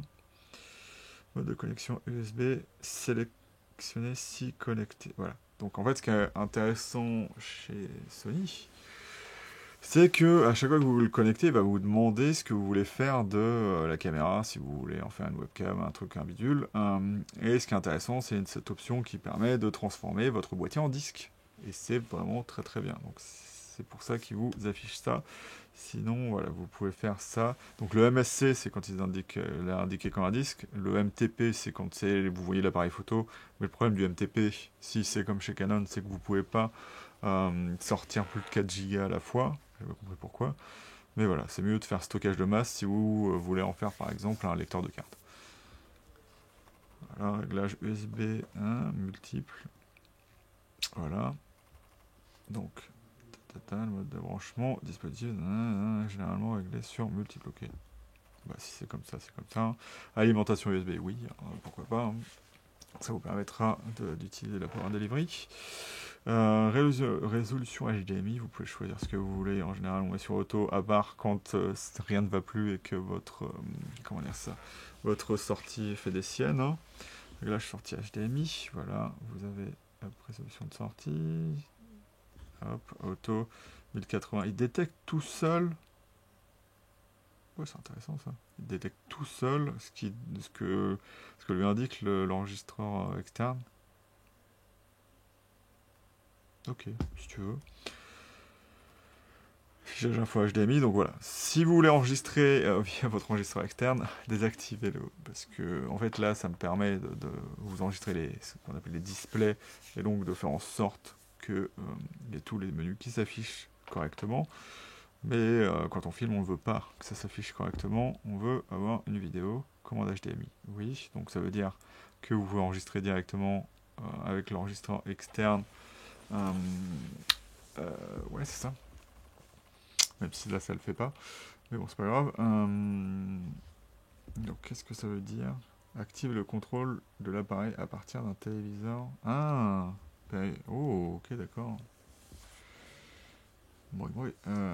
Mode d'éclairage vidéo, lien d'alimentation, lien d'enregistrement. Ok. J'ai l'impression que c'est très très mal traduit. Voyant de tournage, voilà. Donc vous pouvez choisir vos tally lights uniquement voyant avant droite et tous désélectionnés. Contrôle du ventilateur automatique minimum ou off lors de l'enregistrement. Okay. Donc c'est ici que vous avez le réglage ici. Nettoyage du capteur, on va dire non. Hop, cartographie de pixels, c'est un des gros avantages de Sony et aussi de, par exemple, Fuji. Je crois que Nikon le fait aussi, pas Canon, hein, toujours pas. Ça vous permet le mieux c'est de le faire à froid puisque Sony le fait un peu quand il veut et souvent quand l'appareil photo s'éteint, de voir les pixels chauds et tout ça et de les remapper. Donc la technique c'est que il fait une photo au noir et il détecte les différences qui sont sur la photo et il en déduit que c'est des problèmes et qu'il doit remapper le capteur. Puis voilà. Donc la version, c'est la version 3, donc c'est la version la plus récente. Donc, D'ailleurs, je pense peut-être que l'objectif, il faudrait que je regarde. Chaîne numéro... Voilà, on s'en fout. Et on est dans mon menu. Donc on va juste passer là pour voir un petit peu comment ça se passe. Donc voilà, une dernière chose, hein, quand on a vu les modes custom, hein, je vous conseille d'enregistrer ça à la fin. Voilà, vous faites tous vos réglages, parce que sinon, eh ben, vous allez enregistrer vos modes custom, vous allez régler, et en fait, ils ne seront pas dans vos modes custom, puisque ça prend en compte le réglage de la caméra. Donc faites bien attention à ça. Et donc ici, on va ajouter un élément. Donc, ce qui peut être intéressant, c'est par exemple de dire, voilà, je veux le formatage, je veux par exemple le réglage de fichier dossier rec, et plein de trucs. Après, moi, je me repère assez dans les Sony pour pas avoir à le faire, mais voilà, c'est toujours quelque chose d'assez intéressant au final. Hop. Et affichage de mon menu, donc là on peut trier, oui, évidemment on peut trier, supprimer des éléments, supprimer des pages entières, et tout supprimer, voilà, comme son nom l'indique, hein, le port salut. Mais affichage de mon menu, ça veut dire que, par exemple, on va faire un truc, si je vais là, hop, j'arrive, je pars, et je reviens. Je suis toujours au niveau AF, donc quand c'est bien fait, parce que pour X ou Y raison, des fois il va bugger, par exemple lorsqu'on était dans le menu de playback. Mais par contre, si j'indique ici affichage de mon menu sur on, et bien si je pars de là, je suis ici, je vais là, je vais faire ma vie, je pars de là et je reviens tout le temps au réglage de mon menu. Donc voilà, c'est un petit gimmick, mais si vous trouvez ça intéressant, et ben c'est bien. Donc un peu le petit quiproquo que j'ai eu avec le Ciné AI, c'est que au final le Quick il a juste automatiquement, quand on sent qu'on lui demande quoi, les deux ISO de base, il n'y a pas de question de switcher directement de l'un à l'autre, il y a toujours l'index d'exposition qui est là, ce qui me semble assez logique au final. Et puis voilà, donc je ferai d'autres vidéos bien évidemment sur la FX30 et donc peut-être des petites vidéos sur les choses dont j'ai pas parlé ici ou que j'ai pas expliqué. Et je vous ferai certainement une vidéo quand j'aurai vraiment assimilé bien la caméra et que je saurai exactement tous les réglages et tout ce qui peut être vraiment intéressant à utiliser sur l'appareil photo et de la manière de le mettre là-dessus. D'ailleurs, je vais peut-être juste faire un petit truc pour finir, hein. Attention, je vais arriver dans les voilà, manipulations. Hop, je voulais changer ça, donc ça j'en avais pas forcément besoin, même si ça peut être toujours intéressant, mais je vais toujours ripper dessus et ça va m'énerver. D'aller hop, sur le focus map si je le trouve, s'il est là-dedans, hop, c'était où? Voilà, sélection de l'affichage de la carte de mise au point. Et voilà, maintenant, ici, j'aurai mon focus map qui est là-dessus, puisque, voilà, juste pour finir, hein, c'est pour ça que... ah, d'ailleurs, il y a une des... J'ai pas rallumé mes éclairages, c'est assez bien ça. Bref. Pour la fin de la vidéo, hop, voilà, du rouge. Même si, du coup, on le verra pas. Si j'ai acheté, enfin, je l'ai pas acheté au final, hein, je l'ai échangé contre du matériel que j'ai vendu, du coup, enfin, voilà. Et ben, c'est vraiment pour tous les avantages qu'elle va avoir pour filmer, donc je vais faire des vidéos là-dessus, voir si c'est vraiment intéressant. Vraiment, je me suis fait un rig avec, et c'était vraiment un petit, pas forcément caprice, mais un regard d'intérêt pour Sony, après avoir notamment vu l'IFX6 en action lors du tournage d'un clip. Donc voilà, il y a plein de choses qui sont intéressantes dans la FX30. Bien évidemment, ça restera un Sony, donc il n'y a pas d'open gate, de choses dans le genre. Mais il y a quand même des options que nulle autre caméra, appareil photo ne peut faire. Et donc c'est pour ça que j'ai pris cette FX30, en plus avec l'avantage d'être du Super 35 à Super 35, ça me fait toujours rire, puisque ça reste du 35 mm, mais il y a une particularité là-dessus. Mais voilà, je vais vous laisser là-dessus. Si vous avez des questions, n'hésitez pas, je vais vous faire d'autres vidéos là-dessus, c'est ce que je voulais vous dire. Et je vais vous dire salut et à bientôt dans le chemin dans Goupil pour une nouvelle vidéo. Voilà. Et c'est pas là, c'est ici, bien évidemment.